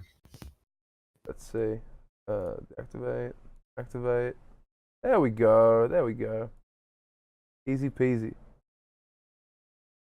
Yeah. Yeah, I don't know how to do like video call through Discord on mobile because I don't have like a webcam attached to my computer. I just use like my Right. Okay. So when I hit the well, it should be picking up your webcam if it could. As far as I Oh know. yeah, I don't. That's what I'm saying. I don't have one. I use my phone when when I'm streaming and shit. I don't even use. Like, a Oh webcam. right. Wait. So you stream through your phone? Yeah. Oh, like I have like a program that I have on my phone that sort of like makes like a closed, what's it called, like uploads video to a certain like web page, and then I can like access that web page through OBS. Oh, that's sick. What's that program called? The app on my phone is called IP Webcam. IP webcam. Pretty much just like Wow. you can. So I prop my phone up like next on my desk, and then it just sort of. So that will capture your screen in general. No, it's just video, Just the and then I use camera. OBS to do. Yeah. Okay. And then I was use thinking OBS like to I was thinking about capture my ways screen. to screen capture my my phone just to see, like, let's say if I'm running an app to share on the screen what I'm doing. Yeah. But yeah, I Yeah. don't know if there's probably better ways of doing it. Yeah, I'm not sure. I'll try and Dexy, get your cock Yeah, out on shit's stream. Not yet, dude. Come on, come down. That's secret Snapchat, dude. Danny in 2030, dude. There you go. So yeah, what is online Tekken? This is the big hot take, dude. Is it? Well, dude, he cuts out, eh? Yeah, you're fine. You're fine. Yeah, I just heard like the little thing of it, the fucking disconnecting. Anyway, we're back.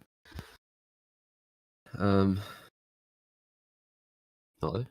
Yeah, I'm here. Alright, sweet. We're just asking about the hot takes, dude. The hot takes. Yeah, dude. Is online Tekken? Look, to be honest, as I was saying in the chat before, I've never really like gone to offline events and stuff. Yeah. Like I know that they go on in Brisbane every, I don't know, a couple of weekends. I just haven't really gone to any. So I mean, my opinion is all I know is online Tekken. So yeah, I guess it is. Yeah, for me, like that's what 99% it of my is, time has been online only. Yeah, 100%. So Like yeah. I've played offline against like fucking Dion's here going, let's go, Yusuf. How did he know that? That's the real question. And Dexy says for me to ask you on tips on how to zap people. How do you zap people? I need to know, dude. He just knows. Oh, fuck up, Dexy. Dexy's Oh, a cheeky dude. bugger. He does, dude. Dion is like yeah, he is like, we were talking about, actually I was talking about something that Dion mentioned the other day about the lag on PC being a problem, like where the graphics kind of choke and fuck up the game. And that Lag on PC. yeah, like internally, even offline or something, like the way, like if there's too many things moving in the background or the characters' outfits are too spicy, it will just the game will shit itself. Unlike PS4 does that, but not to that degree in most cases. Is that just like inherent to the game, or is it just a dog shit PC that you're playing all the I think it's a bit of A and B because right. Dion says that his computers, he's got like, the latest shit. He doesn't have a problem when it comes to his specs. And Yep. same with me. Like I don't think if I'm offline, not playing with, I'm not streaming and just playing the game, there'll be moments Yeah. where you'll notice a bit of tearing or a little bit of something that will throw out Right. your timing. Yeah, PC is inconsistent. Exactly. Right. As far as Okay. actual lag, PS4 is slightly higher. Yes, for input delay that they've added to the PS4, it's higher than PC. But the thing is that I find that PS4, if you just accept that input delay, it's just going to feel the same in an offline scenario, not online. It will just feel the same the Yeah. whole time. It is what it is. With Yep. PC, it can be really good, and then you're in the heat of some combo or some weird movement, and it will just do a little bit of a spike at some point in what you're doing, a combo, for example. True. Like I find that yeah. in my CDCs it may happen, or against Devil Jins when he's moving his wings and all that shit, will kind of like throttle your processing for a fraction, and it'll throw Yeah. everything off, and it ruins the vibe, right? Yeah. PC is naturally more unstable, yeah, and that's why I from this point on I'm like, because I used to be a proponent. Offline events should be done on PC. PC superior, blah blah blah. You can get better sponsorships. You can get graphics card companies and RAM companies to sponsor Yeah. events, which is great. But after going to real events and seeing how shit goes down, I'm like, no. PS4's it cannot be done otherwise. You know, it's like, you know, whatever. But yeah, so that's why, you know, I've actually it's actually changed my mind, and like especially this week, you can get AMD to sponsor console events. Oh yeah, they run the graphics cards, right? Can't hear you anymore. Fuck. Really?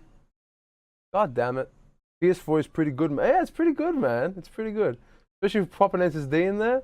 It actually like it boots faster. It knows it knows a bit more. That's what you want.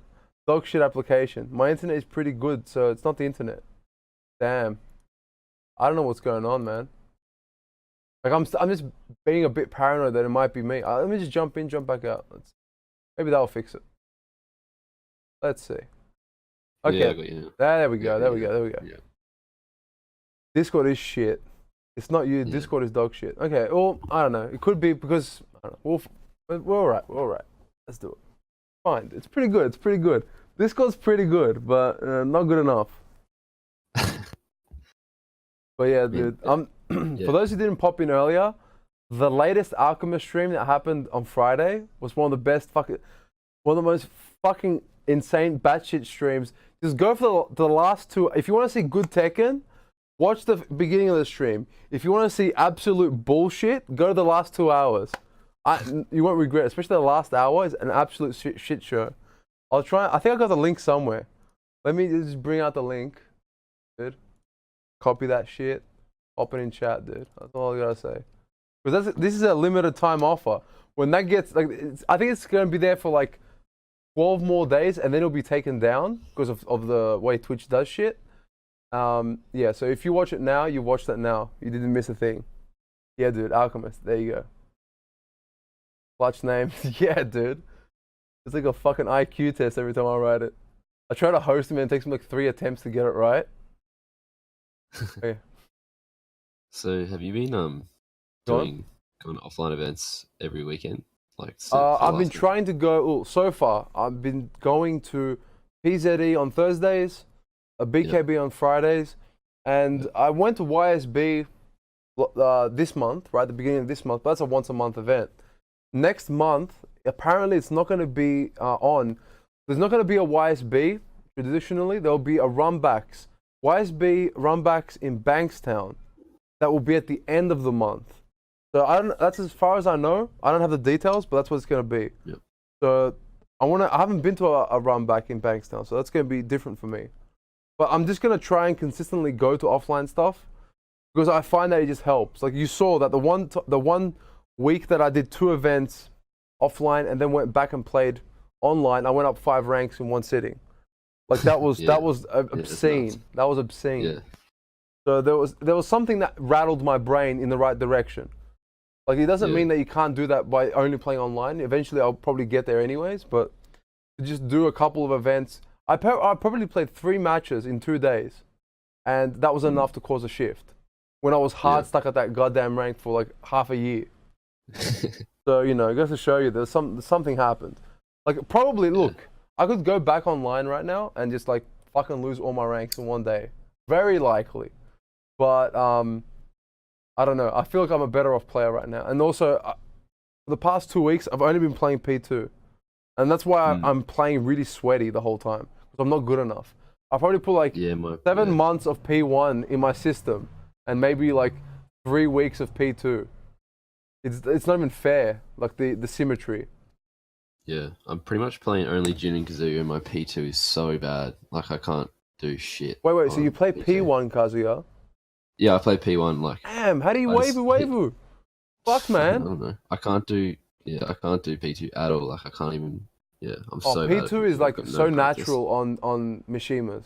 Just because of their input requirements. Because you're basically closing your hand instead of pushing. Oh yeah, I was gonna say, are you dude, J.K. Reese is fucking talking shit, dude. Or J. Chris, right? No, I legit use keyboard. That's like because I just play Oh, you're doing keyboard. Okay, that's fine. Yeah. Get a mix box. Yeah, I was thinking of making one of those. That's half the reason I don't go to offline events. Obviously, I can't take my keyboard. Oh, so I've seen someone do it. Like I saw one at YSB. He had the most fucking ghetto keyboard setup I've seen in my life. Okay, this is what I picked up because I saw it. I got concussed from the visuals, and then I kind of forgot. My memories are a bit blurry. So what he did is he had a keyboard, and then the cable of the keyboard went into some converter. I don't know exactly what kind of converter. And then, it must have been a Brook or something. It was something, whatever the fuck it was. And it connected to a PlayStation controller, and the PlayStation controller went into the PlayStation. It was something. It was like a chimera of some sorts. It was all fucked up, and he used the keyboard. And I was like, I've never seen that before. I thought it was just like you just plug the keyboard in the PlayStation and that's it. But apparently not. Would recommend getting something with a proper SOCD PCB. Tekken 7 doesn't manage SOCD very well when using keyboard. Can we try going into voice channel on your server? Yep, let's do that. Leave the call. I'm out. Let's go to the. There we go. Get in there. Let's get in there. Yeah, Is that it? Yeah. Nice. Mate, yeah, you're probably gonna have to work out something else. Discord has been absolute mongrel this morning for you. Yeah, what's that? What? I didn't hear you. Oh yeah, I'm just saying like Discord is just not working. It's been failing all morning for you. So maybe like, Yeah, dude. It's actually been like. might have to work. Might have to do something else. Yeah, because the past know if couple there's weeks that another we've been program. doing it, it's been flawless. Only now it's been acting up this yeah. week. So I Yeah, but I mean, Go your stream's not, going down or anything. So I'm pretty sure it's not like it Yeah, it doesn't could look be like it's an the internet app. thing. It's just yeah, I'm not sure. we'll have to figure out better solutions. But yeah, Connecting to Oz. yeah, that's yeah. the main reason I haven't been going to those events is because I've got a keyboard and that's all I've ever played on. So I can't take that. And I'd probably look at getting a mix box, but they're pretty pricey. Yeah, you can probably just make one. Yeah, I actually it's funny, I made a stick out of wood. Like I fucking went to Bunnings, bought some wood, Fuck yeah, got a dude. saw, cut it all up, and then I got like a cheap stick and buttons. Like they were real fucking cheap. They're pretty shit, but I Yeah. just wanted to like see what it was like. Yeah. Like wire it up and everything. Fucking, it works, but I'm so dog shit, and it'll take a long time to get used to, and it's so frustrating. Like being able to just like have these it's so easy to do electrics and wave dashing and shit on keyboard, and then going to stick, I feel like I can't even move. Yeah. Like yeah. So like, I'd be interested in learning it, but it's gonna be like a long, frustrating process of just going So back to the start. you're thinking about moving to stick in general, like Yeah, that's like a yeah. jump you Well, want to make. keyboard's pretty scrubby, as Hersey was saying before, but like I don't know, and it would help. Like I'd be able to go to events and stuff as well if I had a stick. Yeah. And like people from Brisbane have been telling me I should start rocking up like gigs and stuff. He's like, yeah, you should come. Yeah. So yeah, I mean, it'd be pretty cool. Like I haven't really played offline Tekken. I did, as I was saying like a couple of weeks ago, I did go to some offline Smash things. That was so funny. Oh, The dude, Melee? offline Smash is nuts, dude. Like, did you go Yeah. Ultimate or Melee? It was Melee. It was before Ultimate came out, like a couple of years ago. Oh yeah, dude. Melee is fucking where it's at, dude. It's so Yeah. high speed. I fucking love competitive Melee. Like that's Yeah, it's offline. fun. It's just fucking blitz, man. Like I've seen some Yeah. good ass tournaments. Like this is me being a puss boy a year or so ago, missing out on like going to locals, like taking my brothers there for them to play, and I'd go there to see the top eights just to come in later, and I would like watch some of the greatest matches that never got captured, just gone. Whoever saw it, saw it. That's it. Like absolute bullshit, man. We need to get streaming for Melee as well, dude. Yeah. Yeah, hitbox is symmetric. Right. What who do you play in Melee? What character do you play? Oh, dude, I haven't played Melee seriously in seriously, right? In mega brackets, like in almost 10 Yeah. years. But I used to play Falco and Captain Falcon. That's like the two characters I would rotate nice. between, depending on my mood. The fucking big boy hype characters, nice. Yeah. I don't take the Captain easy Falcon. way out, dude. Never, dude. Fucking heavy anchors, dude. That fly around, just dip. They're so fucking heavy. They die at 50%, dude. So you have to be really careful with everything that you do. But yeah, Melee is like underrated. Yeah. Yeah, I remember my very first offline Melee thing that I went to. It was like the major in Brisbane.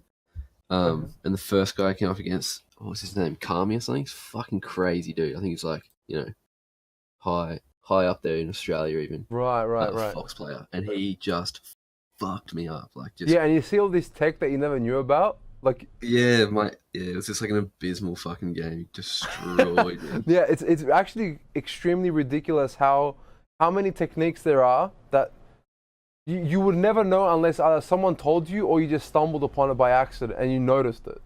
It's so many, Yeah. like it's basically like the way the game is played is like, how many ways can you break the game with certain inputs that will trick the machine to do something else?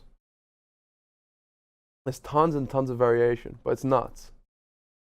Yeah, I've just gone on the Oz Smash shit. Yeah, apparently he's ranked 4th at the moment in Australia. Damn. Okay, yeah. So And that was no good. fucking... It's like me playing against DreadTech my first time I turned up to BKB. That was just so. That was like, why? I didn't know. I didn't know. How was I supposed to? I didn't know. Yeah. He looked like, I saw him like, oh, it looks like a kid. He looks like he's 12. And I was like, and then I found out like this dude's probably older than me. I was like, oh fuck. It was like, okay. I got this completely like just destroyed live on camera. Like it was like a live leak, fucking ISIS beheading or something, dude.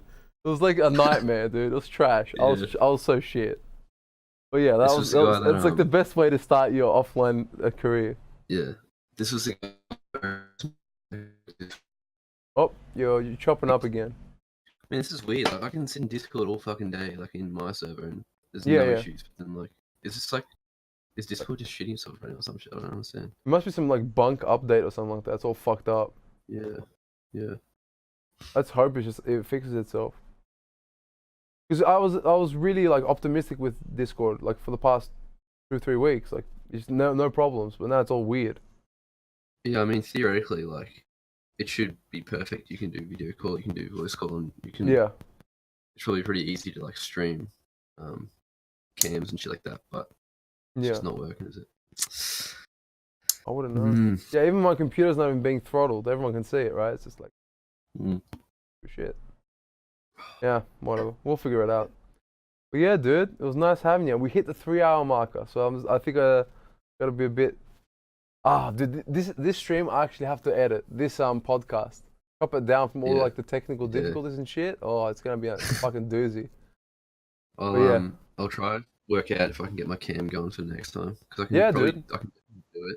That'll be nice, man. Yeah, I'll try and work it out. Because it should be possible. And yeah, like if you like ever go to a local, let me know, dude, because that's good shit, dude. Yeah, man. Yeah. Because the Brisbane scene's pretty strong as far as I know. There's people like the regulars that turn up.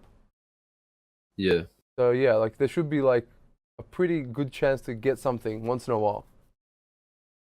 There's the obvious shit like BAM and whatnot, but I don't know if you want to do that. That's like I don't even know if I can pull that off. Yeah. When is BAM? Do you know what the dates are? It is the 20th. I think it was like the 3rd week of May. I think. Oh no, sorry. Yeah, I think so. Yeah, let me just check right now. So I think it's like between the 17th to the 19th of May, I think.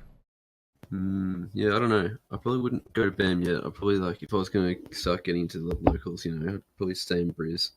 Yeah. Like the only reason I want to go to BAM is not to like win or anything. It's just, I just want to see like a high level event, see high level players in person. Yeah, just like get the vibe more than anything. Yeah, I think BAM would be cool because you get to see all those big dogs from like Korea and all that sort of thing. You get to see all those guys play. Yeah, that'd be awesome. Sick. Yeah. But yeah, dude. Yeah, I think that's cool. What's going on here? Okay, we're good. So yeah, dude, appreciate it for jumping in, dued.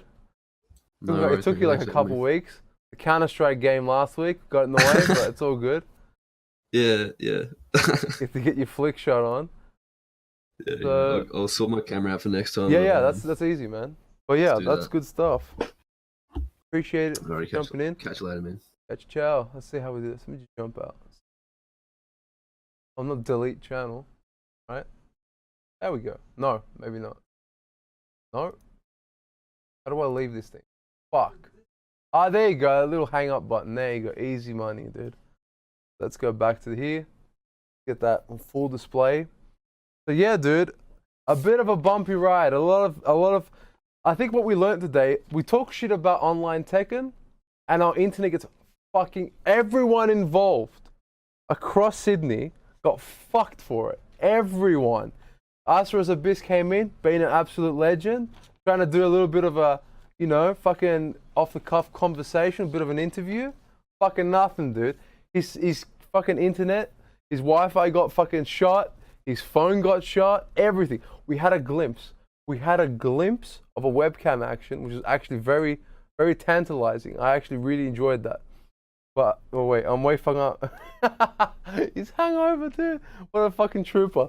Okay, so we'll try. Let's see what we'll do next week. I don't know. We can either bring in AsurasAbyss again. We'll do a round 2, or we'll bring someone else in. We'll see. Well, depending on what his schedule is as well. But yeah, it was kind of a bumpy ride, man. I don't know what the problem is. Like, I'm paranoid that my computer might have been involved, but from the looks of it, it doesn't seem so. It doesn't seem like that's the case. But I have to chop up this video a bit, make it a bit tighter, and I'll upload it on YouTube. Don't forget, PZE tournament is up on Twitch. On YouTube. We are 8 subscriptions away from getting a 3rd emote, which will be Resident Enigma. You guys know and love that one. But now you can share that love to any Twitch channel that you visit. So think about it. Think about it. It's a big brain move. I'm just saying. Getting Resident Enigma is pretty tight. So I'll catch us around. Is there any credits that will drop? Yeah, it's all good. So yeah, I'll just do that. I might do a second stream later today. Well, play matches. I want to actually try out, depending on how I'm feeling and what's going on. I might do some online. I don't know. Like, my mood for online right now kind of got kicked in the balls right now. But whatever. Let's move along. I appreciate it though. Thanks for AsurasAbyss for jumping in. I want to thank this guy for jumping in chat into the voice call. I want to thank Danny Brucey as well. We got a whole bunch of new people today, dude. It's fucking sick. Next stream in, I don't know how many hours, but in a few hours. Not too many though, because it's pretty fucking late already. It's like midday. So we'll see. Maybe less. Somewhere around that time. I don't know exactly. But yeah, that sounds like a good ballpark figure. When you're playing my Steve, I don't know, man. Maybe we'll do some friendlies, depending on my mood. We'll see. Friendlies are always good to do because the connections are usually better, and I can just like do a lot of rounds, like just best of 5s back to back, and just try and figure shit out. Try stream early. I'm only back in Brisbane for the weekend. Gotta leave tonight. All right, damn. Okay, so we can play. No worries, man. Catch you around. So yep, I want to thank everyone for watching. We got a bit of talking in. We got a few stuff. The related videos that I'll talk about will be in the show notes on YouTube. But yeah, dude, until then, I'll catch you around, dude. Peace out. Let me just do a little you know, high production closing screen. I'll catch you around, dude. Peace. Oh, didn't fucking work. God damn. Now. There you go, dude. Cheers, man.